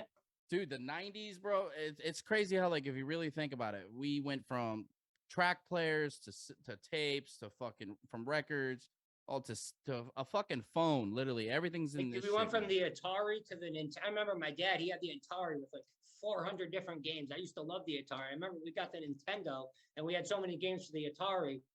I remember they used to have like 100 different remotes for the Atari too. Remember, you buy a game, you have to get like a different controller with it. Yeah, it was an experience. I was real young. What's that? Like I was like 7 when the Atari was out. But it was an experience. Think about that, bro. Yeah, absolutely. And then like I remember how excited I was like when I got the PlayStation. But now like video games, it just seems like it's nothing too much spectacular has came out. I thought we'd be in the virtual reality world by now, sitting in like a box. Have you played that? Have you played the virtual reality, the Quest? I have the Quest ones, and I think I like tried to go through Jurassic Park, and I'm like swinging my head everywhere, and it kind of got annoying. And You're like, I was like, not user friendly. This shit sucks. Right? Yeah, I think they're up in my room. I still what's dope? Play Beat Saber. Is that for the Quest 1 or the Quest 2? I think if it's for Quest 2, maybe. I got the Quest 2. It's two lightsabers. Because the first Quest, you have to actually put your cell phone in the Quest, and then you download the games on your phone. Really? You know what I mean? And then you're seeing the actual phone. Yeah. No, this one's connected to the Wi-Fi. It's just right on the headset. Nice. I play ping pong. I play ping pong with people and shit live at any time.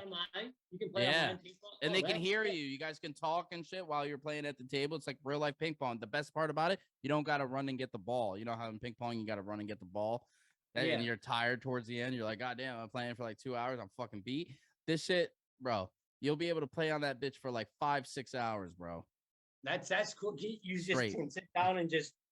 You don't got to sit. Well, you can sit, but you don't want to. You're not gonna be able to play really. Yeah, you're not gonna be able to move back. Oh, it's that real. You can set the play area like around you, like a big area. So if they do hit it, you can run over there in the play area still and still hit it. Yeah, people go all the way back, and it's like playing real tennis against them. Yeah. I've been meaning to ask you, what's your top 3 favorite movies? All right, so my top 3 movies tell a lot about a person. Their favorite movies read a lot about a person. Their favorite. I can watch Wolf of Wall Street probably like the rest of my life, like every day. If they had to play it once a day for me, I'll be like, all right, that's fine. That's definitely the top video. That's a heart attack in a box. Or movie. I love that fucking movie, bro. I just love it. I love Leonardo DiCaprio. I think he's one of the best actors. He's in my top 5, definitely. He's amazing, bro. He could play anything. And I've seen one time I saw behind the scenes when they were about to when they were doing the filming for Wolf of Wall Street. And it's funny because the whole set will be still. So they'll be like 3, 2, 1, and everyone's still. And he had his eyes closed. And then right when they were like 1, he was like, boom, and everybody started moving. And it was just so amazing how they're all so disciplined. And it really is an act. It's Dude, an yeah, act. he and it took him. It's so crazy. What was that award that he got? It took him all the way to The Revenant. Yeah, that movie was sick. I didn't even like that movie. For him to get it, was it a Grammy? Yeah, he got a Grammy out of all the movies he was in. He got that one for that one. I mean, I know there's Shutter. I mean, I love Shutter Island. Oh my god! What was the one when they spun the top? Inception. That's one of my other favorite movies. 12 different times. I still don't understand it, but he did a great job in that. So basically in Inception, there's this company, right? This other guy that has a company, and he has a father, and his father's about to die. So he's about to take over the company, basically, right? So there's a lot of information that they wanted to know. There was these hackers basically that wanted to know a piece of information that was very vital. It was something that only that person should know, him and the son, the person that owned the company, right? Mm-hmm. So they were basically using their dreams. When you go to sleep, they were going into their dreams, tapping into their dreams without them even knowing that somebody was tapped into their dream. So it's like somebody hacked their computer. It's like, let's say you had a virtual reality headset and you live this, you're playing in this virtual reality. It's your whole life. Didn't he end up what he murdered? Let me explain. Yeah. So it's kind of, so you understand.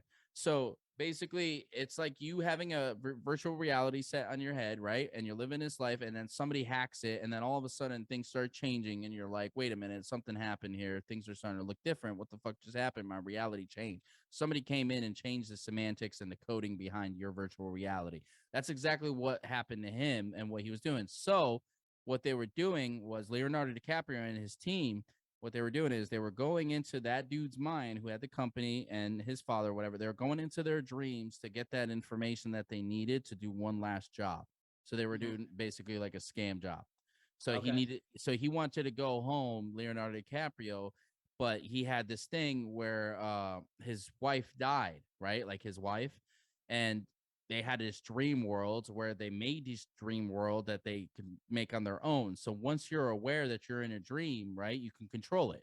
Yeah. So that's what they did. They basically programmed this dream, like the Matrix, like, you know, when they yeah, I was just going to bring that up. Yeah, the Matrix. Very similar. It's almost mirror image. So like they very similar. They basically tapped into this dream reality or whatever, and he kept making dreams within dreams. You get what I'm saying? So he was asleep in so many different dreams, and he forgot which ones where he was at. He basically got so lost in this rabbit hole of dreams that it was almost impossible for him to come out to extract him, because he went so deep in.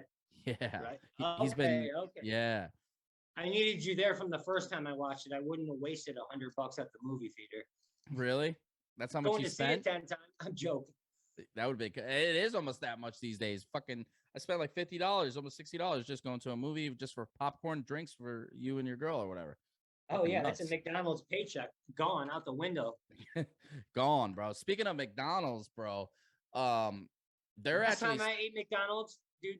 The last 2 times, it's funny you talk about it. I haven't ate it in like 3 months, dude. Got me so sick. Really? So sick. But I have went back. I have went there almost every week for their caramel salted McFlurries. Those are fire. Do you have those? You like those? Yeah, absolutely. Here's the thing. You know what I found out about McDonald's? So I found out that their ice cream machine, you know how you go to every McDonald's? Huh? You all right? You're doing this quick thing. Oh no, I'm just straightening myself out. I was like, what's going on here? No, because my chair, my legs are dangling off the chair. I'm a little uncomfy, but that's I know. So what was I saying? Well, McDonald's. So with the ice cream machine, McDonald's, they always say that their ice cream machine's broke, right? Every time you try to get ice cream, they're like, "Oh, it's broke. Our ice cream machine's broke." So I looked into it, and what it really is they just don't clean it. So it takes a long time for them to actually clean it. once it gets sticky, they just rinse it out and it's sticky, and then that just builds up, right? Well, they have to have it serviced quite often. I don't know if you knew that. They have to have it serviced quite often, and they don't have the time for that, and it takes a long time to do it, so they don't even bother anymore. So if they clean it daily, it takes a long time. If they just cleaned it daily, like had somebody specifically there for just the ice cream machine, it would be there consistently. Yeah. Dude, Yeah. there's like, it's crazy. I was just at the casino the other day, and they have like this machine that literally you can put your money in and it will like cook you a burger and like What? come out the vending machine. That's like Back to the Future. Remember, she pressed It's the like thing and the pizza came out. and then it has like certain different sandwiches. I don't know if it just heats up the sandwich or it heats up the pizza and then it sends it out or whatever. I didn't eat from it, but I didn't even know how to use it. But I was like, wow, that's pretty cool. And then you gotta love Dippin' Dots, right? Yeah, I know what those are. Yeah. Can't go wrong with it. Well, so I found out that radiation from the microwaves, I found out that that's not even radiation. That it's really not radiation. Like when you heat something up, that it's actually not harmful for food. I actually didn't know that. I knew it. Well, if I knew that, I wouldn't have been. If that was true, I wouldn't be miking my food the past 20 years. I live Right. off the microwave, bro. I know. I barely cook, bro. I don't like cook. Only thing I cook is like a steak, and I'll cook like chicken and shit like that. But like I like steak and I like salmon. It's just so much easier going to a restaurant. I'm a takeout food type of guy, like in restaurant really, type of guy. Like if you're gonna eat a good meal at a restaurant, it really isn't too much more expensive than It's really cooking not a steak meal at the house. It really isn't now. I've been researching that. Especially because restaurants right now want you to come in, but the price of food is ridiculous right now. I mean, people going grocery shopping last year was probably spending around 150. Now they're spending around $250, $300 to fill up their house. Right. Yeah. You know what I was thinking of the other day that really opened up my eyes. So I don't know if you know this, but I study like conspiracy theories very much so, like thoroughly. Like I like do my research very well.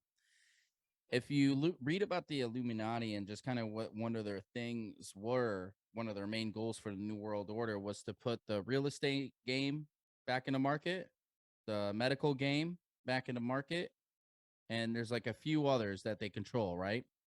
If you really look at it, what did COVID do? COVID actually did that exactly. It actually made the real estate market go up for the people who have property, not for the buyers, but the people who actually have property. Oh yeah, property value's so up right now. So that's one thing that's happened. The medical field, think about it. The masks, everybody was required to get masks. The medical field was booming because of all this, right? Yep. Oh so yeah, Pfizer was making money. Everyone was jumping for a cure. You know what I mean? You could just tell by how, if you look at their stock markets, their different stocks for Pfizer and Moderna, how the stocks were bigger. They went up. They doubled or tripled once COVID hit. Now we're getting somewhere. Pay attention to stocks or anything. You know what I mean? Yes, I do. Absolutely. For all the viewers who are not really into stocks or don't really know much about it, here's the thing. So this is I'm going to dumb it down very easy of what happened. Okay. And I talked about this on my podcast for the crypto, just kind of how to invest into crypto. So guys, check that out. It's in my profile. Definitely hit a like and subscribe on that. You're going to learn some valuable information there. So long story short, what I found out is when there's Bitcoin, or because Bitcoin is the same thing as just stock. It works the same way, right? With stocks, same exact thing. You know, the value of it goes down, it goes up. So and it's controlled by the rich, pretty much. Right, exactly. The people who have it. It's controlled by the shareholders who have it. Right. So here's the thing.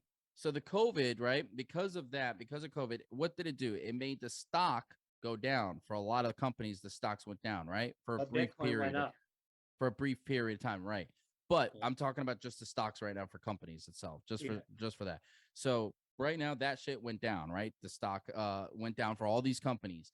That's exactly what they wanted, bro. Listen, that's exactly what they wanted, was for the stock to go down, because guess what? The rich people had all that money. Now they can buy those stocks because it's low because of COVID, and they knew it was going to go back up once everything kind of blew over or improved. The goal was to make something happen, to make the stock market go down, for the shares to go lower, so they could have their opportunity and get rich literally off of COVID. Yeah, because and what stinks is just the normal person could get rich off that if they but they're normally not looking into stocks and stuff like that. You know what I mean? But we had the chance to buy them when they were low too. You know what I mean? Right. It's just how much knowledge you have and when to buy them. You know what I mean? And how much money you have. And that's the problem. It's the people that have all that money that own the stocks. They literally can control their money by buying and selling their own stocks. They're controlling the market because Right. they own so much of it. You know what I Exactly. mean? They're manipulating the market, which is illegal. Yeah, Now, I watch stocks. I had like invested in 10 stocks a couple months ago. It was like a few pharmaceutical companies and then a couple real estate companies and then actual couple marijuana companies because I heard they were supposed to, skyrocket. oh That's yeah. like 2030. And I remember one day like this, I I made like 20% of my money, which I should have bought out right then, and then the next morning, literally I was in the negatives. Like everything just Mm. dropped.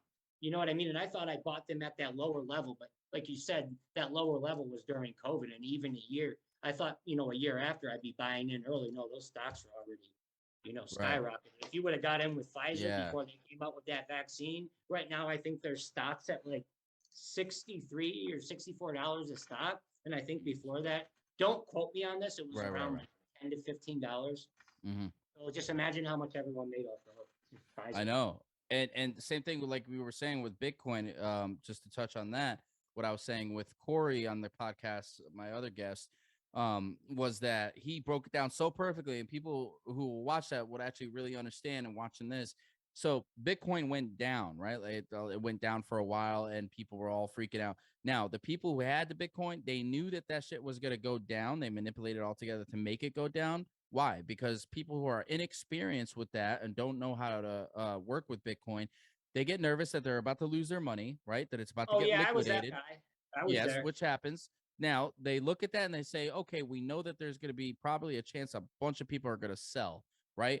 They wanted you to sell it because then they knew it was going to go back up once they're all sold. So once they're all sold, whatever something happens, a dip, it's guaranteed to go all the way back up again. So they knew that they were going to have an opportunity to scare the people, right? It's a game. They're going to scare you into selling and make you think that it's all going to crash. You sell, then there's plenty of Bitcoin left for the people. Open for the Yeah, people to buy. for the people to buy once it goes back up. So the people that have all the money, when it goes down, they're not freaking out. They're saying, yeah, this is planned. We knew this was going to happen. And when it goes back up, we're going to have it all. I watched a little bit of your podcast, talking about the Bitcoins. Who was your friend that you had on there? What was his name? Corey. Corey. Yeah, and he seemed like pretty intelligent Very. about the whole thing, but it seemed like he didn't want to give all the secrets out. You know what I mean? Like to making the money. Does he ever charge people? Like I know there's some people that will take money in and then invest their money into the coins. Like can you pay him to invest your money into the coins? Does he do that? I don't think he has that now, but I'm sure he'd probably be open to something like that because he is knowledgeable and people do ask him for help. I've seen a lot of people that have taken his advice, including me, when it comes to certain coins to buy. So I remember he told me, Cardano and a few other ones were good ones. I know that Cardano gave me a return, but I've paid him before, like just $100, a couple hundred, just for helping me because he always would hit me up and be like, "Hey, buy this. I mean, Hey, I would yeah, recommend doing this." and the thing is Bitcoin's at like, I know it was at 60,000 a little while ago. I know it's at around like, it's fluttering between 17,000, 20,000 right now, 16, back and yeah. forth 16. Mhm. And the thing is it's not even worth it to invest in Bitcoin unless you can at least buy half a coin. You know what I Right. mean? At $10,000. So, when we're talking Bitcoin, it's kind of, you're not going to make it's not worth the risk unless you're putting up a lot of money. You know My what I bu- mean? You're my going to lose buddy, more money just putting little amounts in and then buying right. it back out. Very good. My buddy said that too. He's on No Jumper podcast. His name is Mickey, and he's from Florida. And I, pretty much got together with him when I was in, the sober livings back in the day. Anyways, so he's on the No Jumper podcast. He's famous right now as a gambler for like baccarat and blackjack and everything. He said the same thing. He said you're definitely not going to make a lot of money like you want to unless you're willing to put a lot of it in. So he said, minimum like 50 grand, at the bank, the bank. Yeah, the bank, you need that too. Minimum 50 grand at the casino. So he was saying like it's a big risk. You got to be willing to risk it, and there is risk. You're probably going to lose it, but you got to be willing to lose it. And that's kind of what he was saying too. Corey is saying, you Like, know, don't make this your main source of your income. Never. But what would have been crazy is like, imagine if Bitcoin came back out like for the baby boomers, because you got like now kids our age, adults our age, you know what I mean? We don't have like that 401. A lot of us don't have that. It's different. It wasn't as easy. You know what I mean? Like it was kind of like you got a job, you got a family. Like the baby boomers, like pretty much were like the golden people of showing you the way to live. You know what I mean? Like Right. with saving money and all that. And like if Bitcoin would have came out when they were around, they would have had the money, you know, just to put $50,000 on a coin. Right now, you know, I'm just trying to think of like a lot of people that have the money just to put the money down on the coin. You know what I mean? Right.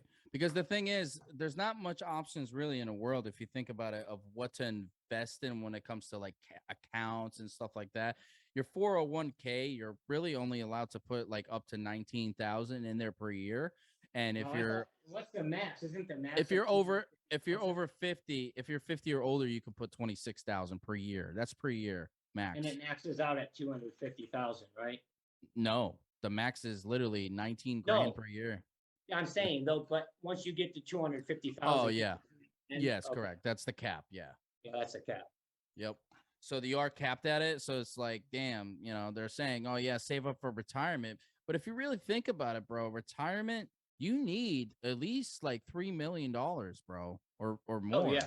If you think about it, because let's say if you're surviving, let's say your bills are, you know, for everybody watching, you take out your calculator. Let's say your rent's $1,450 a month.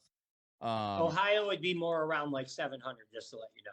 Yeah. Okay. Yeah. There's the different price ranges. Ohio is definitely good for the market, I think, right now for living, right? It's not too bad over there. I mean, it's cheap, but I mean, houses are I mean, the real estate market's high everywhere, but absolutely the cost of living is next to, it's 1/3 to half of what it was in Florida. Let's say you're paying $1,200 a month, you know, single bedroom by yourself, and you're paying you know, your car and everything else, your insurance. You know, let's say that's, you know, 700, right? Let's just say that you're paying 700 there. That's already 1,900. So let's say that you have your phone, let's say, you know, $60. Let's say your internet or whatever, let's say 70, right? That's $2,030 that they need right there just for those main things, right? Yep. 2,030. Now let's say if you're surviving on 400 a week, 400 times 4, that's 1,600. So plus 2,000, right? Yeah. That's 3,600 you need per month, right, to survive. So 36. A minimum wage person working full time at McDonald's or a fast food restaurant can't even make that much. Right. They would have to work 6 months and have a savings and then start. Right. So in 12 months, you basically got to make 43,200, right, in 1 year. That's basically what they're making. Now, let's say if you're going to retire, right, you're probably going to retire for 20 years or 25 maybe, right? Yep. Or less maybe. Let's say 20 years, right? You need $864,000 saved. And that's just if you're going to limit yourself at 400 a week and just pay your bills and just that, you need 864,000. You know, the average 30-year-old has at least $30,000 in savings. That's the average right now. That's not much, really. 30,000 ain't shit. No, but a lot of people don't have it. A lot of people really don't, bro. And that's the thing. A lot of people really don't even have $10 to even make it to work for the next week. You know what I'm saying? And we're all in different positions, absolutely. But I did a little podcast about that as well. You should have at least at minimum, bro, 3 months of savings, like complete living, your bills, all your expenses, your food, 3 months of living put up, 3 months of full-blown living. I'm not honestly comfortable unless I have like 6 months to a year. 6 months is a good start, yes. That's just because the positions I've been in. You know what I mean? Right. The fear of being back there. You know what I mean? Absolutely. It sucks when you're living check to check, and anybody in life has been there. Everybody has been there. I've never met anybody that hasn't lived check to check at least once with one job or something at one point. And that's kind of the rude awakening that you need to get up off your ass. You know, there's two different types of people. you're gonna have something happen to you, and they're just gonna look at it and be like, yeah, whatever, and just keep doing it, or you're gonna look at it and be like, shit, man, I need to fucking fix this before it does me in. Yep, That's how it absolutely. goes. That's how That's it's been kind of for like, me. that's how life is. That's how addiction is. You know what I mean? Everything. We're all addicted to something. I truly believe that. I don't think that anybody's exempt of being an addict, in something. Yeah, You you can got, be I mean, addicted to gardening. yeah, you gotta be, I think the life you have to be addicted to something, because addiction sort of is a form of passion. I truly Yeah, believe that. it is a form. Yeah, you got to have a passion. You got to have a hobby, or what's the point of living? We're You know what I very mean? ritualistic, us humans. If you notice, we're very ritualistic in the way we do things, just like our ancestors. We wake up in the morning, you brush your teeth, you got to have your coffee, you got to have your steak with certain spices. That's all rituals. That's all rituals that we're doing that no one really knows. A ritual is basically a Cultural habit. too. What's that? Yeah, it's cultural too, but it's like Very. just like how I'm sure like when you were growing up, you used to sit down like during school with and have a family dinner. Like that was way more popular then and now. I don't see Yeah. people sit down anymore for family dinners as much and saying the prayer, before you eat. That's one Right. thing that I do miss. You know what I mean? Like, The and old I'll make school. sure that if I have, if I'll make sure, when I'm at my own, like I'll make sure I'll have a family dinner every evening. You Right. know what I Yeah. mean? It's good to have that, man. And a lot of people don't have that at all, like you said, anymore. And I don't remember The the last families, time. like one kid will be playing video games upstairs eating, the mom will be on the phone, the dad will be outside, working, Right. eating, and that's like, I feel like time for the family to bond. That was like a bonding thing back then, like, that It they used to do. was. It was important to have dinner together. You know what I That's mean? It was a that's big thing. where that's where all the fucked up conversations happen. That's at that Yeah. table. What'd you do at Yeah. school today? Oh, Yeah. did you get What in was trouble? where's your report card? It hasn't been in the mail for 2 weeks. I've been expecting it. It's under my bed. Oh, dude, you know what I did one time? So this is funny. I remember one time, the behavior charts they used to give you at school. You know what I'm talking Yeah. about? You So just they cracked me up because I know you got a lot of trouble in school, bro. frowns. I got all frowns, right? There was so they did fucking faces for like how you acted. So they did the frowny face, the straight face, meaning like you were not good Mhm. exactly, and then they had the smiley. I had all Where you're frowns. gonna get to like pick out of like a raffle or something at the end of the month for being good, or The like, best. Yeah. yeah. I was not included in those raffles. I wasn't even in the classroom at that time. I was in the principal's office.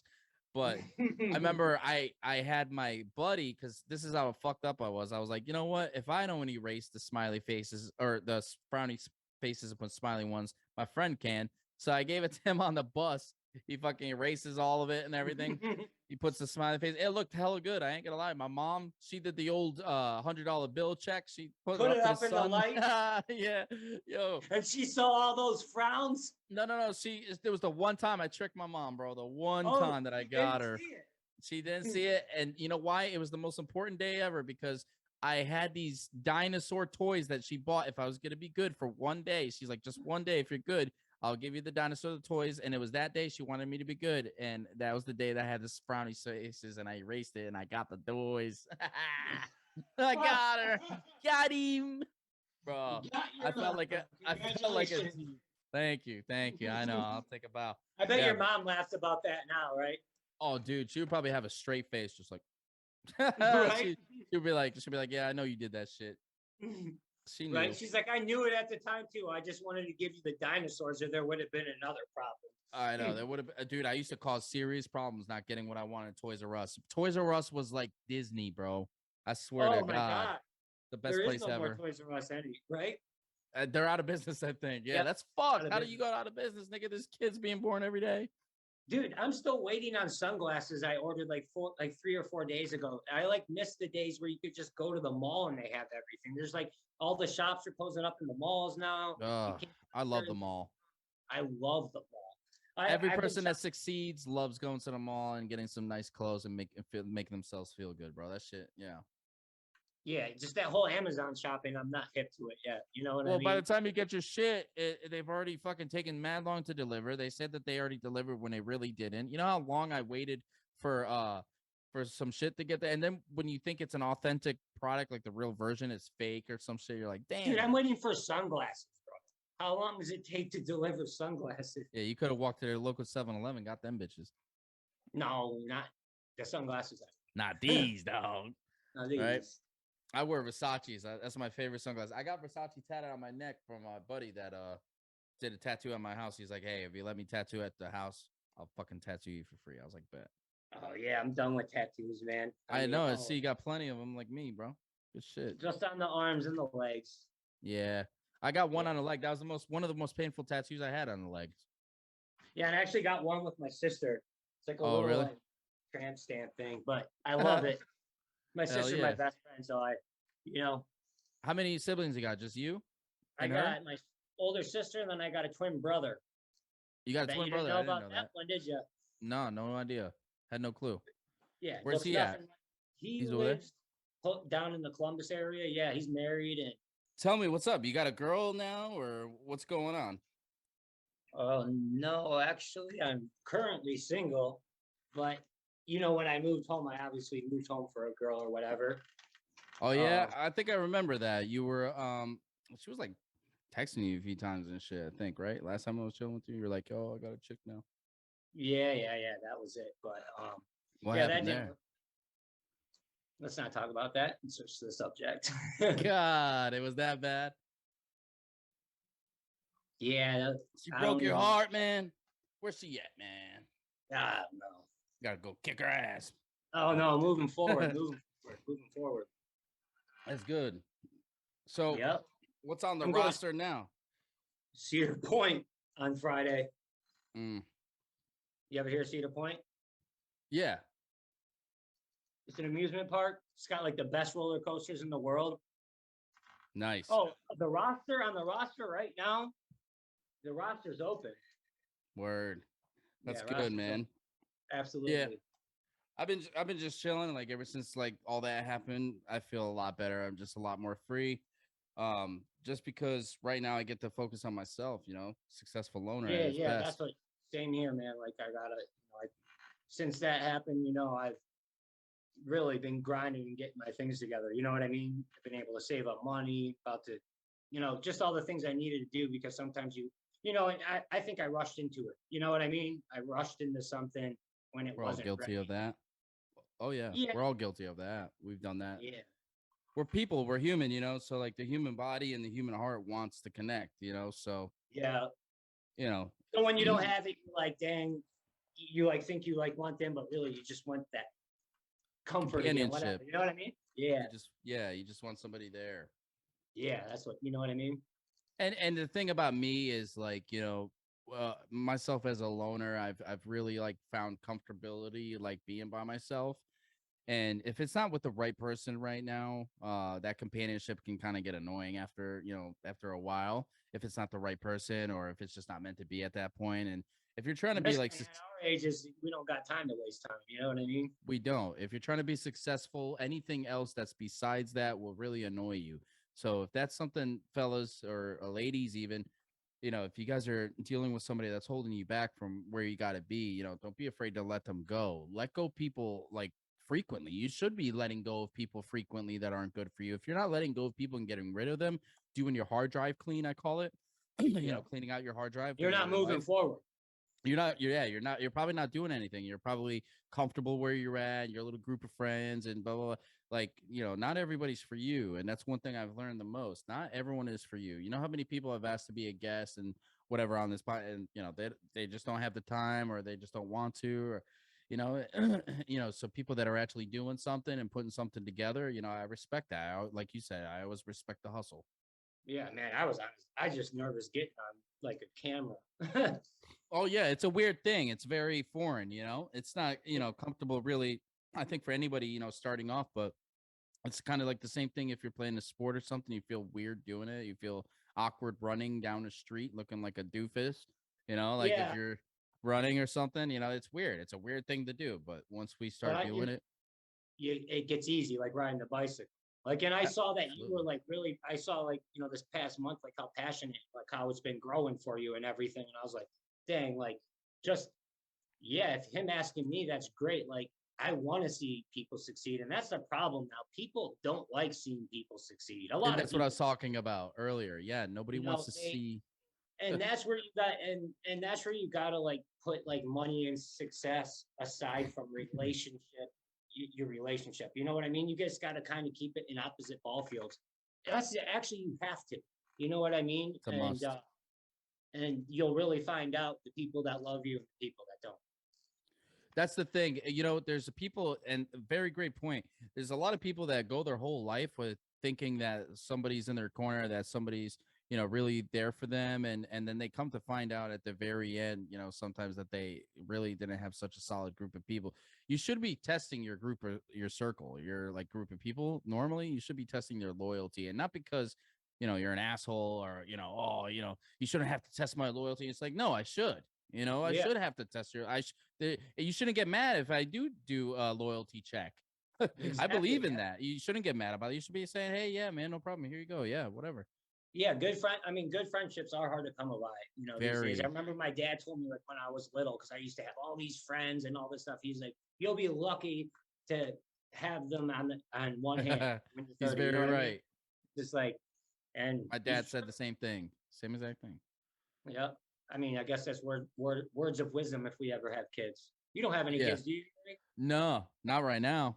Not that you know about, probably, right? Yeah, there might be a little fucker running around somewhere looking like me, I but feel bad for that woman. He's raising, terrorizing everything, probably. I know, dude. I feel so bad for that. He's probably tearing it up, bro. He's probably just terrorizing America or wherever he's at. He's probably in Dubai. He's probably driving a fucking Lambo right now or something. Well, that'd be great. Needs to Need to give be me a getting test him on drive. your podcast. Yeah, legit, man. Tell me how you did it, son. Yeah, man. So like, what was your like last thing? Kind of like, what was your inspiration for this? You know what I mean? Like, was something like, was your business becoming too much? I'm sorry, I'm kind of podcasting you and asking you No, questions. dude, we're just chilling. No, I love it. Yeah, you know, I it got to a point where it was like I can do this. That's what sparked it. Was like, that's all I need is this and a few other things and whatever. I have experience with stuff. I have experience in life. I've gotten over a lot of fucking challenges. I've gone to the worst of the worst. Like, people should hear this. You know what I'm It's saying? kind of like if I don't do this, it's nothing else, kind of, right? Like, what's the point of living life? It's like this is the most easiest.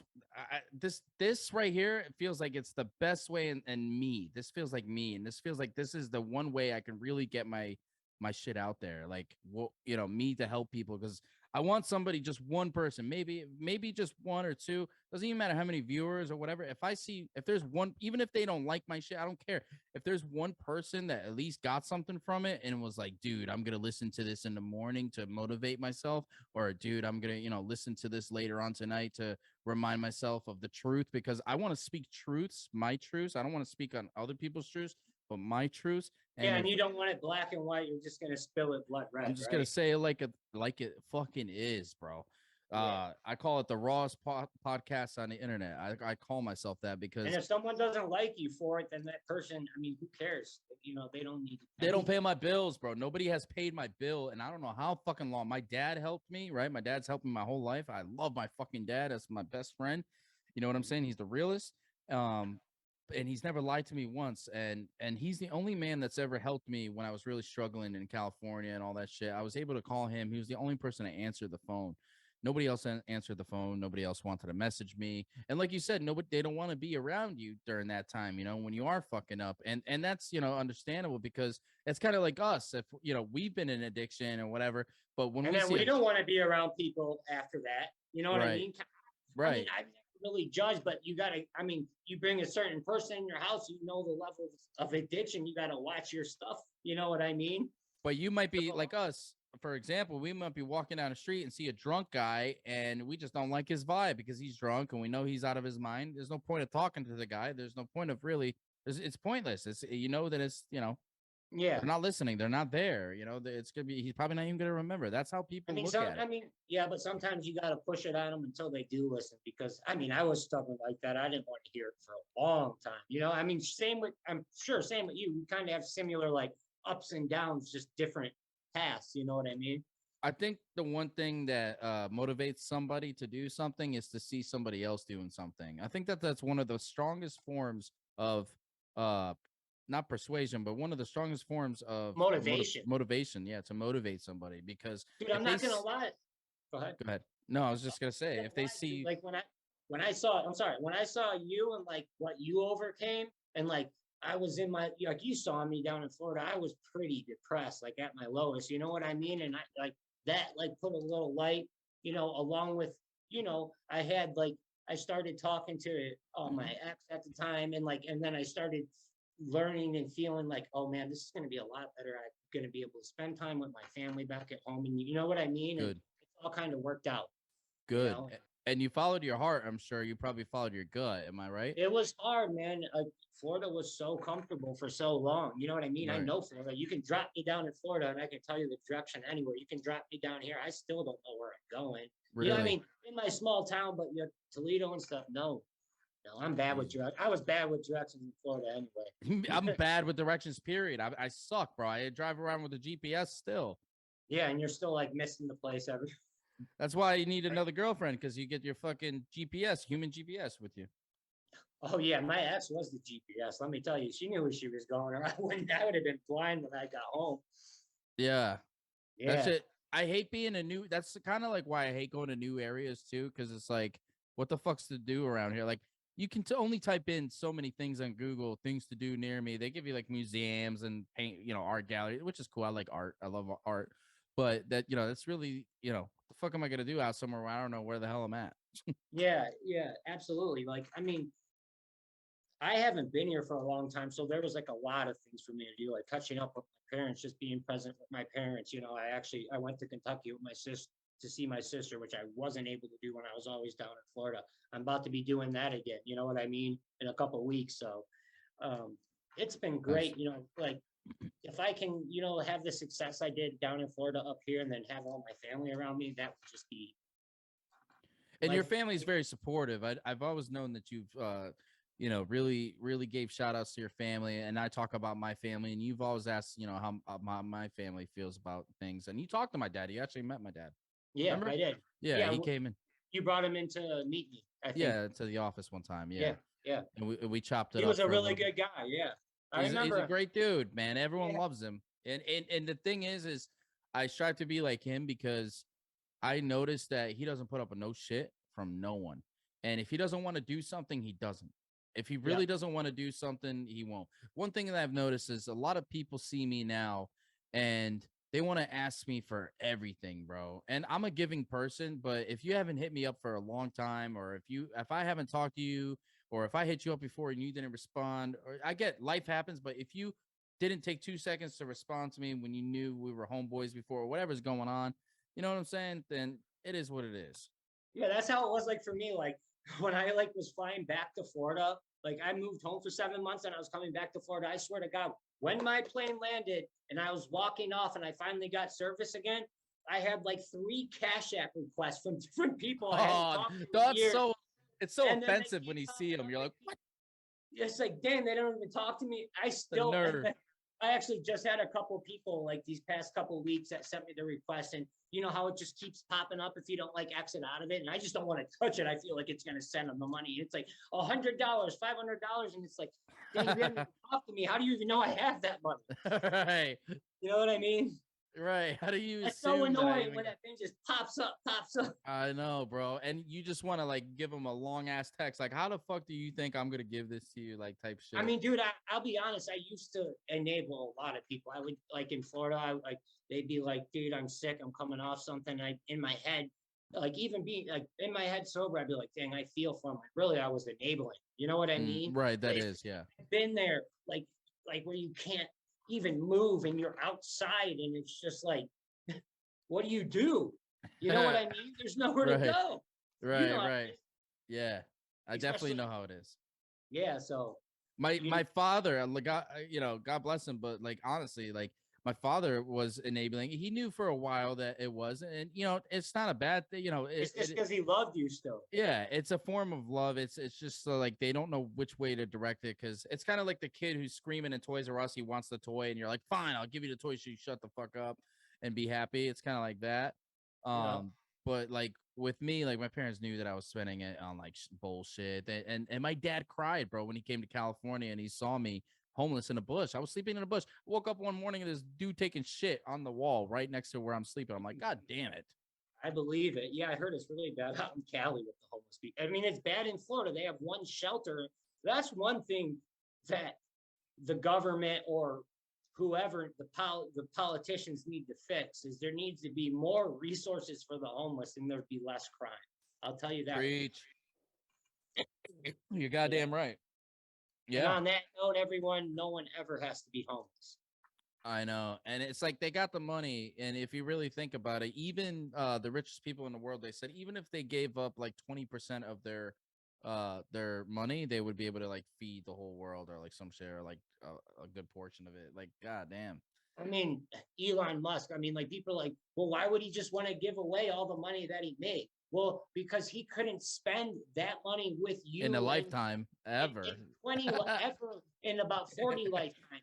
So what is it for him to scratch off a fraction of that? Right. Like help a nigga out. That would just help me feel good. Help a motherfucker out. Yeah, you could be like the Jesus Christ living earth right now if you help motherfuckers out like that. But no, he chooses to be this stubborn. I'm going to buy Twitter. I don't like Elon. Let's not stay on that topic too much. I was talking about it on the other podcast, like, oh, Elon Musk for president. Like, it would be good for like technology if he was like, let's say, president. The worst thing. It would become I think it would become a robot society, a dictatorship, or it'd be I don't know, because he'd be able to control everything with the money. With the money, and the person with the money is the one who controls everything, has the power, right? And that's the thing is like they made it like back in the day. It was the system was set up so no one could become a trillionaire just because of that matter. Think of what Elon Musk how he could control just one stock. You know who's a trillionaire, the first trillionaire to ever exist right now? Andrew Tate. You heard of him? No. Andrew Tate. Okay, that's a whole subject that so many people would fucking freak out about right now. So Andrew Tate's an influencer. He's got a podcast. I don't think he had a podcast, but he's like a fighter and championship boxer and shit. He's dope. But anyway, so a lot of people fucking were hating on him because they think he's misogynist and all this shit. But he just speaks his mind, and he was rich before he even had any type of attention from the internet or anything. So he already had it. You know what I'm saying? He didn't give a fuck. So he basically blew up on the internet. But he's got a few like courses that he does, right, for I think men and women. I don't know if it's men and women. Don't quote me, but excuse me. But he has like this thing where he, has this academy where he trains people, to change their life and gives them new things to do, and you can actually be kicked out of it. Like kind of like a motivational thing, right? Like getting people out of bad spots, and kind of like how people like go boxing. Yeah, like a mentor. Yeah, like a coach, a life coach. He's trying to kind of like what I do. He's trying to basically, do that. But the crazy part about life coaches, that's crazy. Like if people are feeling down and stuff, like that is a good way to go. Like I've seen a lot of people that have life coaches where like they stayed with them, throughout the day and everything. They became their best friends, and like after a year, it's not like they're like coaching you on life. They're just teaching you how to live, like just like about like saving money in the little things. Like our generation does not know how to save money. Let's put it that way. Let's talk about that. Let's talk about that for sure. So a mentor, people definitely need a mentor. You definitely need to find, if you don't have somebody, a mentor in your personal life that let's say if you're around a bunch of losers, nobody's trying to fucking do anything, you know what I'm saying? Which a lot of us are, we feel alone because we're actually trying to do shit, trying to become something, trying to do something. A lot of people around you, they're not going to want to, they're going to want to sit in their shit. So if you got to find somebody on YouTube, if you got to find somebody that you look up to, an influencer, an actor, somebody that, support me, even anything sponsor. Something. Yeah, definitely do that, because then you won't feel so alone. You'll have somebody but it's got to be somebody that's doing better than you, I feel, or whatever, because it's got to, you're not going to want to follow. And guys, being I'm going to be real with you right now, and a lot of people are going to hate me for saying this. Being rich is not fucking everything, bro. You can, like I said, you can have millions of dollars and still be miserable and still be depressed. You're still going to have problems. Your car is still going to fuck up someday. You're going to still have issues with your girlfriend. You're still going to have issues with the guy in line, who just farted in front of you, It's kind of actually a little worse. I mean, there's going to be people that you think are your friends that aren't. There's going to be people that snake their into your lives that you never thought would. And it's just, it's a whole different Right. life. You know what I mean? And like I was saying, And it brings a lot of negativity. It yes. does. And You like know, I I was mean, saying, it's only there for a short period of time. So I can only speak for a couple, 2 or 3 years. And then you can easily lose it real quick too. You know what I mean? yeah. What I was trying to mention to you, yes, you absolutely can. What I was trying to mention is some people never even get to know that they even have snakes in their circle. They don't even get to that point. They live their whole life thinking that, the person was in their circle and their main, person that they, been to and depend on. And like I said, you got to test those people in your life to see if those people are really there for you, because that's the easiest way to do a cleanup. Is to really Yeah. fucking see, hey, is this person on my side? Is this person really there for me? Let me ask them if they can do me a favor. If it's a small favor that they're asking you, that you're asking them and they can't do it, bro, you really got to question that friendship and that connection that you have. Oh, And I've cutting off so many.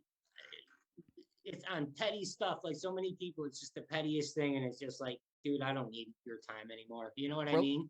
relationships are like a business. When you're investing, you got to invest, and same thing with them, bro. Yeah. Oh, yeah. Like right now, like since I've been at home with Ohio, I've been really select, like with who I've hung out with. Like a lot of it's been on me. I haven't been home for 16 years. Everyone's married. I'm proud of a lot of my friends. They're married, they have kids and stuff. I'm just doing something different. So Right. it's a little different up here, but I don't hate on them. I think it's great. Oh That they yeah. have kids and families. I root for everybody. You know what I mean? Yeah, you got to root for the underdogs and the people that are winning, because we're all going to get there, but you got to look at the people that have this is where I get upset, right? This is where I get kind of to the part where people are going to say I'm judging and I'm this and I'm an asshole, and I don't give a fuck.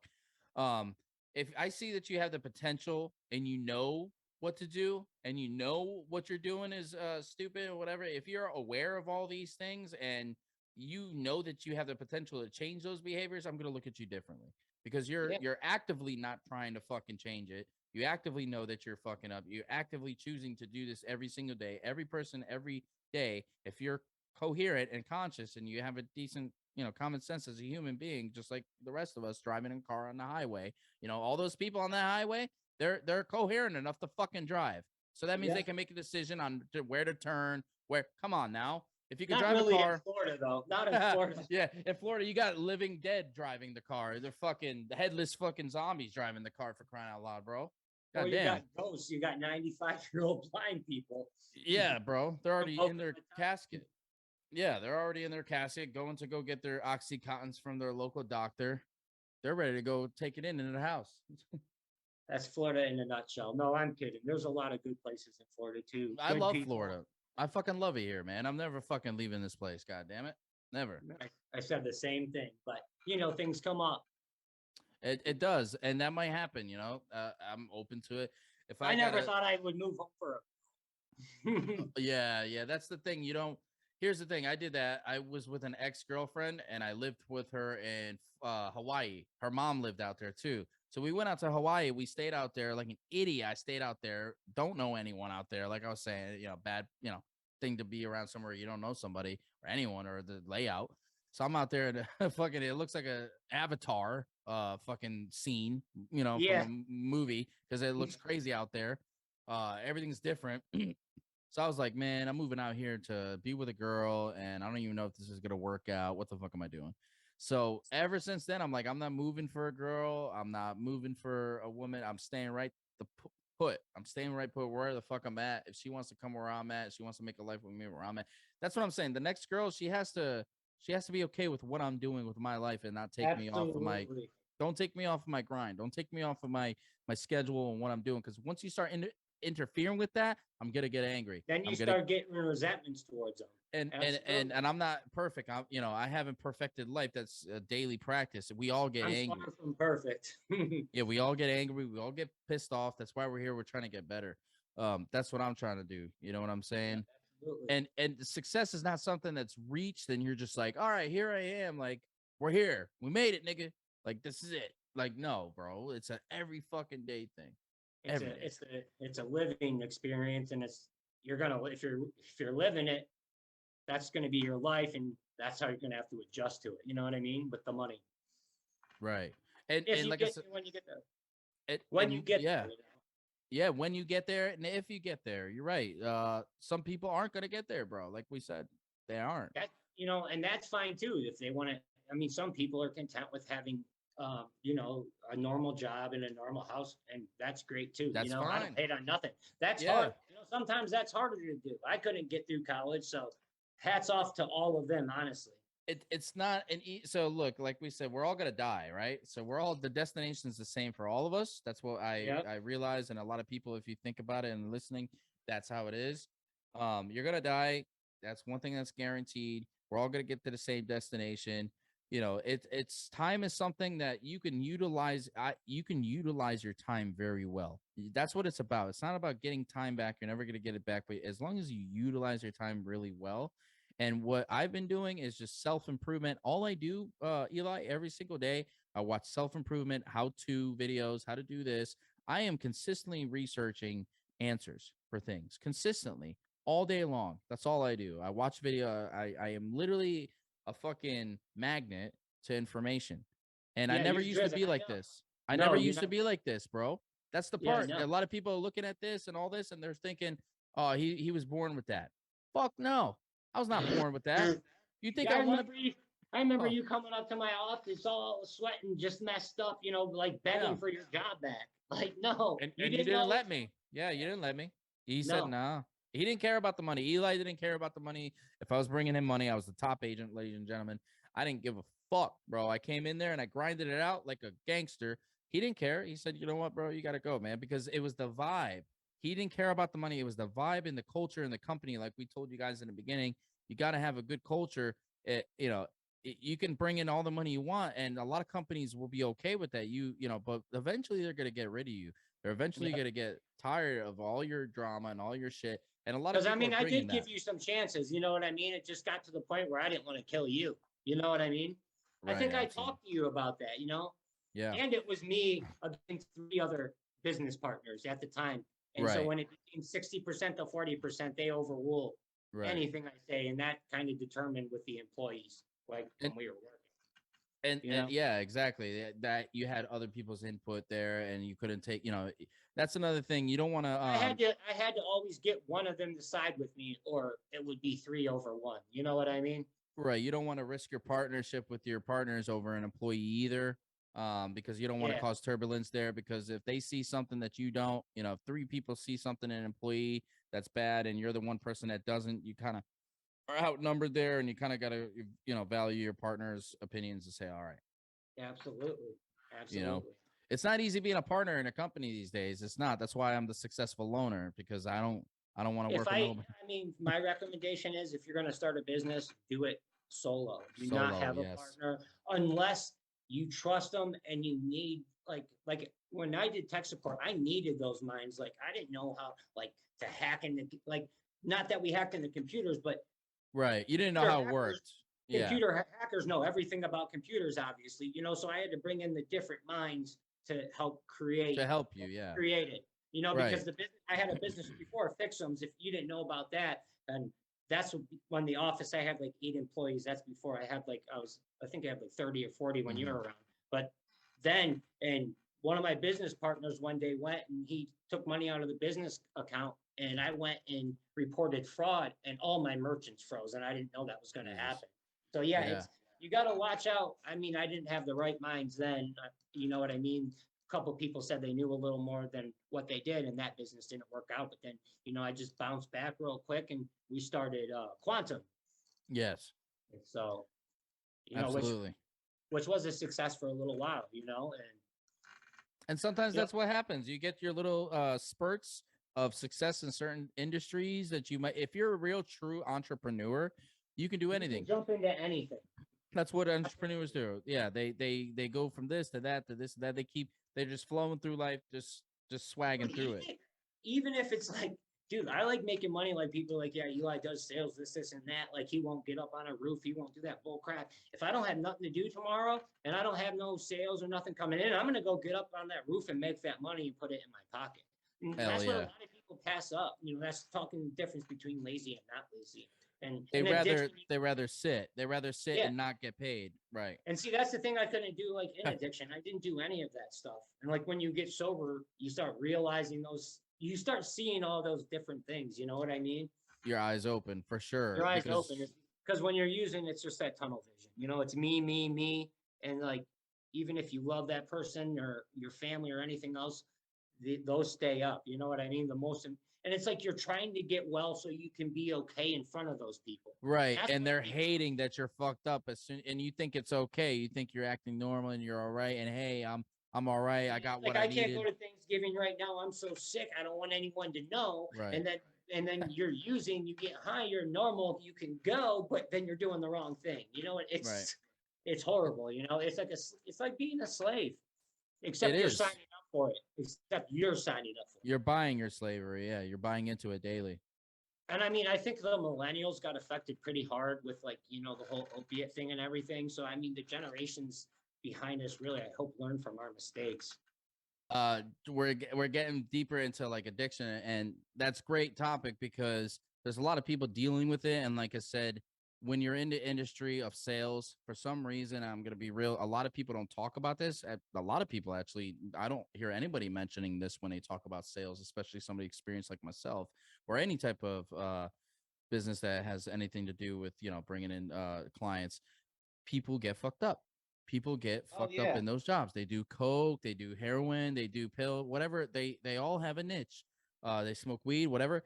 And like I said, It that's doesn't make, and they think it makes them better. In the end, it does not make you a better salesman. right. And everyone can tell when the person's on that shit and when they're not on it, you know. And It's so obvious. you can hear it in the call, and that's the problem. If you're getting high and you're faded on the phone, bro, they're gonna hear it, guys. Everyone's gonna hear it. They're gonna hear it, even though you don't think so. They can hear it because it's a Oh no. stranger, and strangers can pick up on things pretty quickly, especially when it's a first impression. Most of the time, first impression is normally right in some type of a measure, some type of way. Yeah. So that, you know, definitely make sure that you're on top of your shit, that you're, you know, uh keeping the partying to a minimal, you know, at least onto the weekends or something. You know, don't do Right. it during work, man. You know, during work, that's the thing. That's one thing I want to talk about as well, is a lot of people they want to party first and then go to work. You can't have both at the same time most of the No. time, No. unless you're an No. owner. But even if you're an owner and you still have operations to fucking focus on, you still have to focus on the daily operations of the whole If you're an circus. owner, you got a weekend to go on a trip, and that's about it. At that, bro. Even me right now, past 5 years owning the business, I have not went on vacation. I went on vacation once, and that was the worst vacation ever. I was so pissed that I was gone. I was like, man, I should be at, you know, back in my element over there doing what I'm doing, Yeah. because it threw me off my energy. It threw me off. It fucked up a lot of things that going on that vacation. Yeah. My ex No, did hated they help? that I said that too. I felt like that. She felt that shit. Yeah. Wait, was that the ex you were living with before I came home? No, yeah, it was the one that I came over. That was the one that stalked me and recently, you know, I whatever. thought she was like ride or die. Had like a brother in California and all that, right? Yeah, she got a son in California. Son.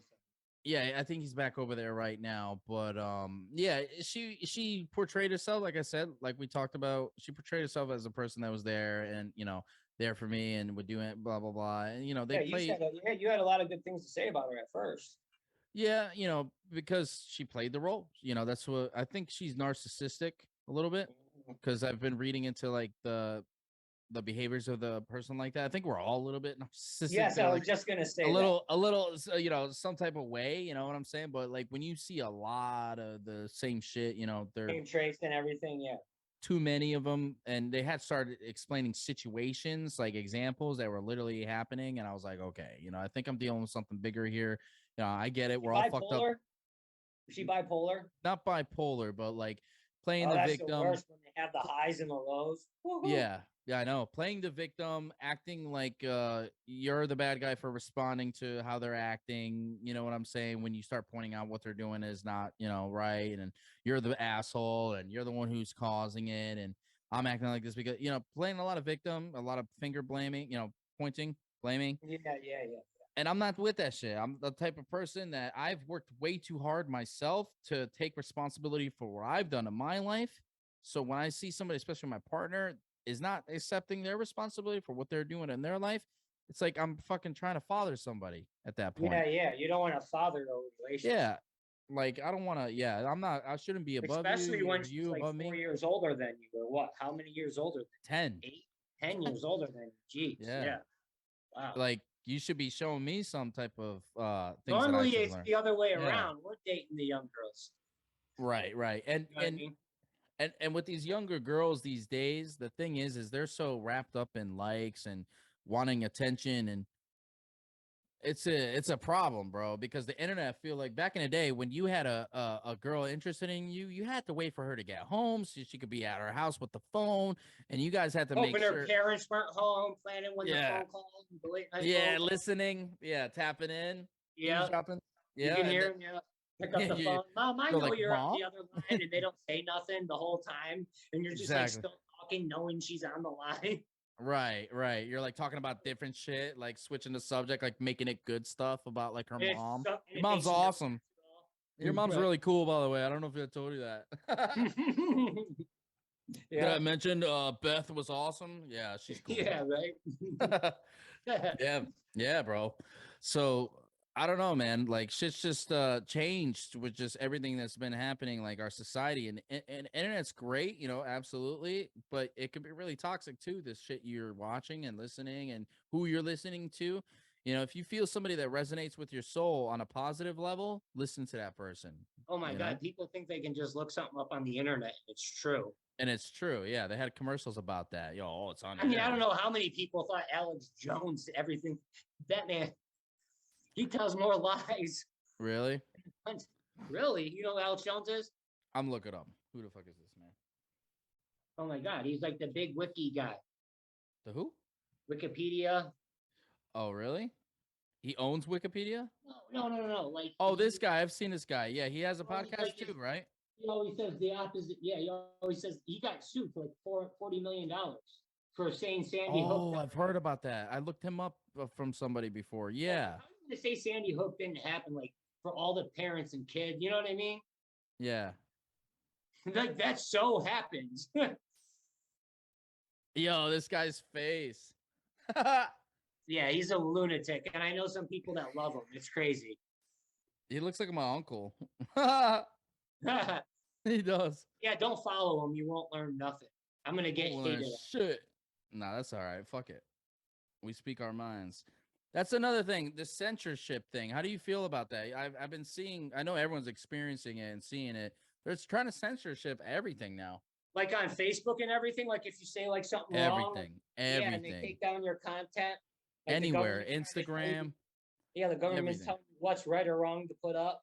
It's all control. Like it's all controlled by the big tech guys. We know that. It's all controlled, and now Right. that big tech industries, they used to be like against like politics and getting involved with the politics until that whole Facebook thing happened, and ever since that, politics and uh social media is intertwined Oh yeah. Because like they bread and said butter. instead, why if you can't join them, beat them, right? Yeah. They're the ones with the bread, so they're gonna partner up with them and say, we're going against the wrong enemy here when we could actually be, partnered together. We have money, you have money, these niggas don't. Let's fucking team up and go against these bitches. They will never Right. last. We can get a lot of laws passed that we want. Yeah, they'll never last. They'll never be able to stop us now. Yeah, Yeah. that's true. And the thing is there's powers beyond that we don't even know about, bro. Oh yeah, there's the That they people won't with. tell you about. Did Well, you that's know that? always. It's always Um, going to be like that, though. do you know that the court? Okay, so if you look at the Illuminati structure, like of who's at the top and shit, um, they have a like a pyramid, like the food chain. You know how they have the food chain with your sugar and all that bullshit. So they show who's at the top, and Mhm. apparently God, the all-seeing eye, is at the top, obviously. But also they say that the corporate companies and all that shit's really in the middle. We thought that it was at the top, but they're really in the middle. They don't even, they got some say, absolutely. But Um, it's mostly big names that's been around for a while. I'm gonna show you right now. So Illuminati ranks. So they show you exactly who like is at the top, who's at the bottom. Okay, right here. Oh, they also have the classes. I don't know if you knew that, like the different types of groups that they have in the Illuminati. I don't know nothing really about too much about the Illuminati and that stuff. So you see that? Hold on. It's the pyramid. Yeah, I can see the pyramid. Yeah, I know exactly what you're talking about. So like they have the knights that had the Novice Witch. They have the Novice Ones.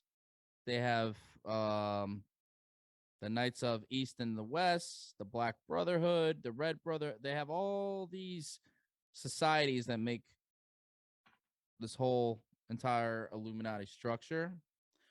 But that's just the classes. But I want to talk about like the actual like companies and the media and where they all rank at. Hold on one second. Okay. So at the bottom, they have the debt slaves, which is like you as a human, the birth, the school, labor, the taxes, debts, right? Retirement cycle. That's the slaves, right? Okay. Then they have the people who are above that, which you'll never believe, which is the teachers, the priests, any type of, like, Yeah, teaching cops, figures. stuff like that. So then they have the governments on that same level. Okay. And so this is all on the same level, the religions, the teachers, all that. Then they have the governments right next to that, which is police, prisons, courts, military. They're all literally only a step above us. That's it. Then they got the education, programming, the electoral with status, and academics or whatever. Then it says media. They control the elite's message to the masses, right? So the media is right above it. Then they have then right above that, guess who's above that? Corporations. So the corporations are above the governments. The corporations are. Wow. And you would never think that. You would think it'd be vice versa, right? Yeah. So that's Visa, MasterCard, the banks, Best Buy, Macy's, Chevron, The Shell. merchant accounts. Yeah, Shell, Citgo. Well, the merchant accounts are above banks. Yeah, that's banks, right? Which is Credit. Corporations. Yeah, no, central banks. Sorry, that's a step above that now, right? A step above is the central banks, tax revenue, the IRS. Yeah. They're up there, bro. They're in like the middle, right? That's the financial control. So that's world financial control. Then they have the round table, which is above that. Everyone's heard of the round table? Yeah. That's the sub families. The elite. Yes, the families, right.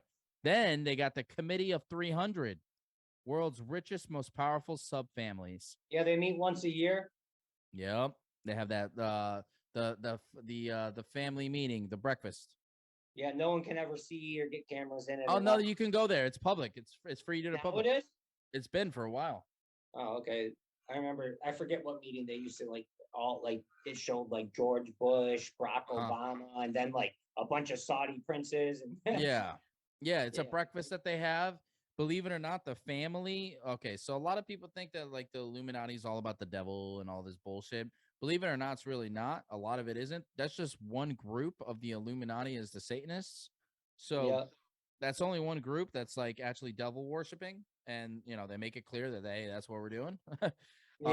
But the thing is that they believe in God. To be an Illuminati, you have to believe in God. You can't be an Illuminati. You believe in the devil if you don't believe in God.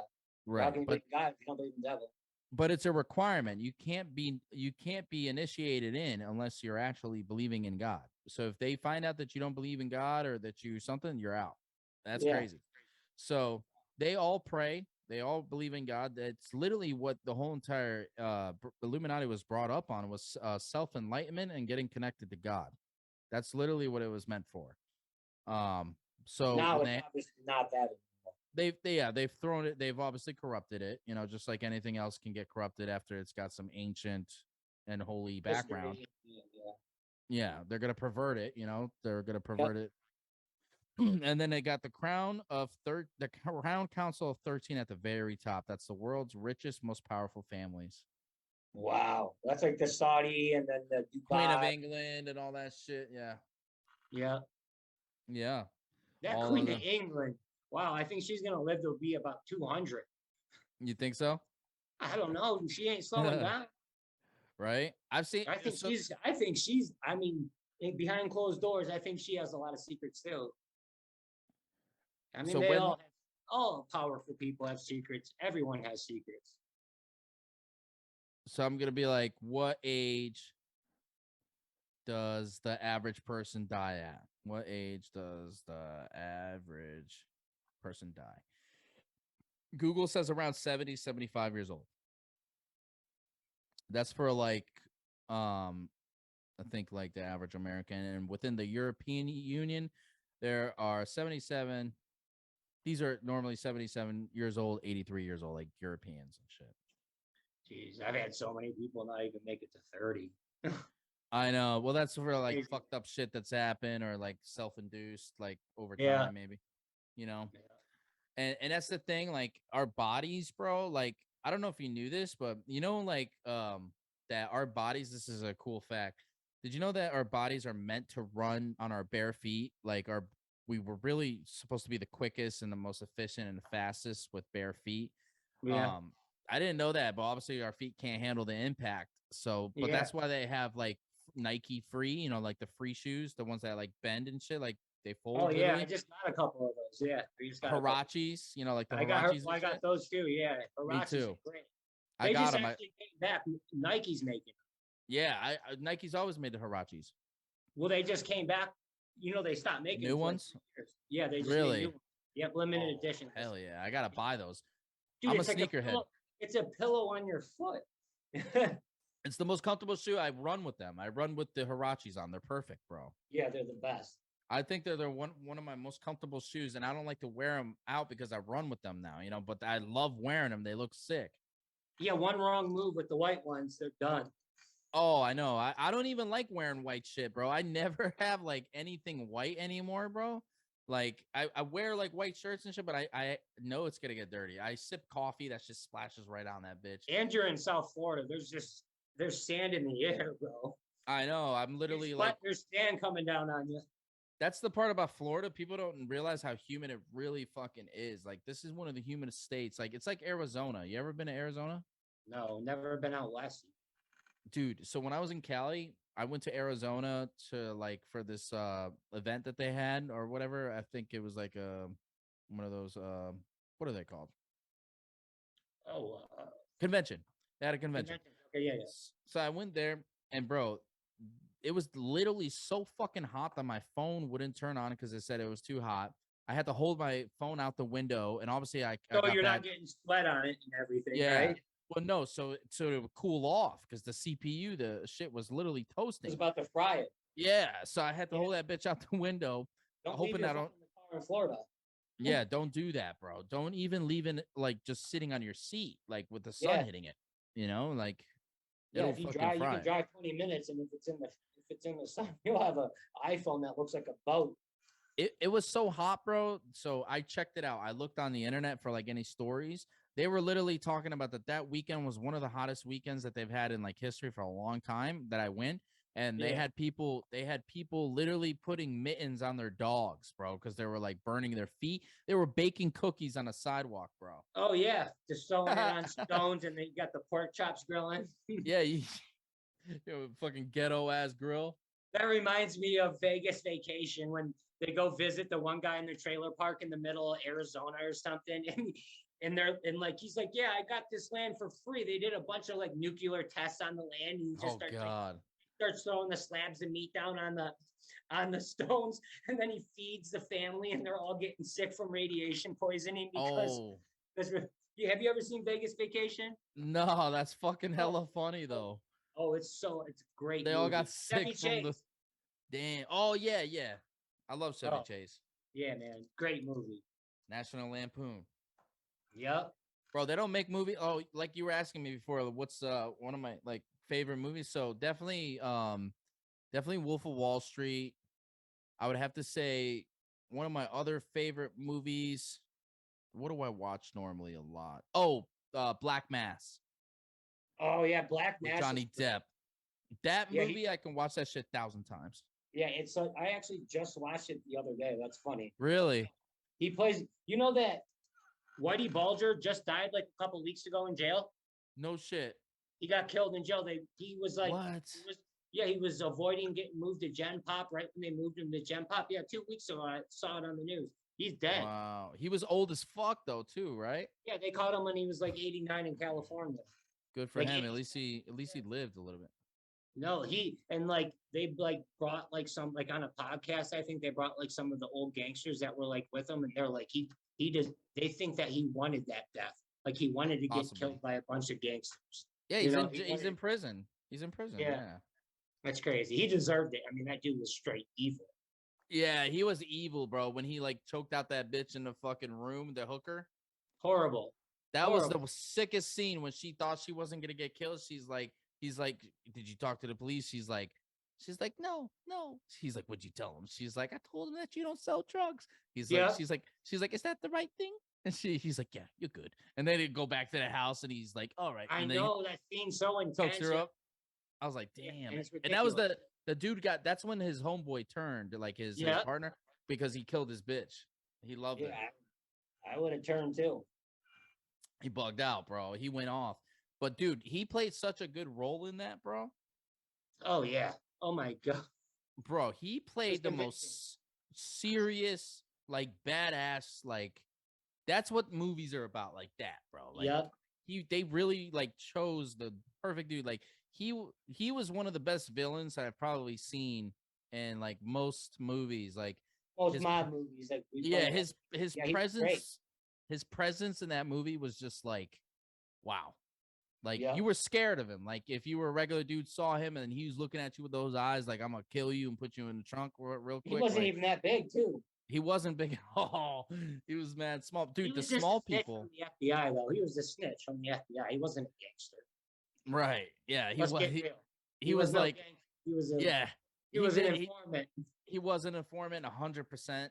That is true. But before all that, he was gangster. Before all that, but like. Because he was trying to take out his competition. That's what he was trying to do. He was trying to use the feds to take out his competition. Yeah, it worked.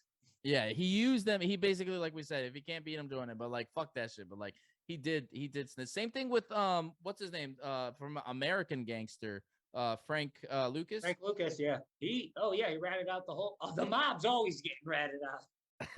They always like claim that, they do fucking through the Italians.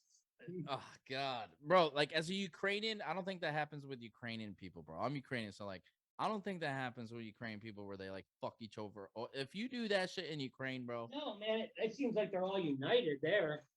They're pushing back Putin pretty well. It's sad, bro, because it's like that could happen to anybody, bro. Where a country gets bullied, bro. They're getting bullied right now. Yeah, and that's what it is. It's bullying. It's bullying you. It's sad. It's sad.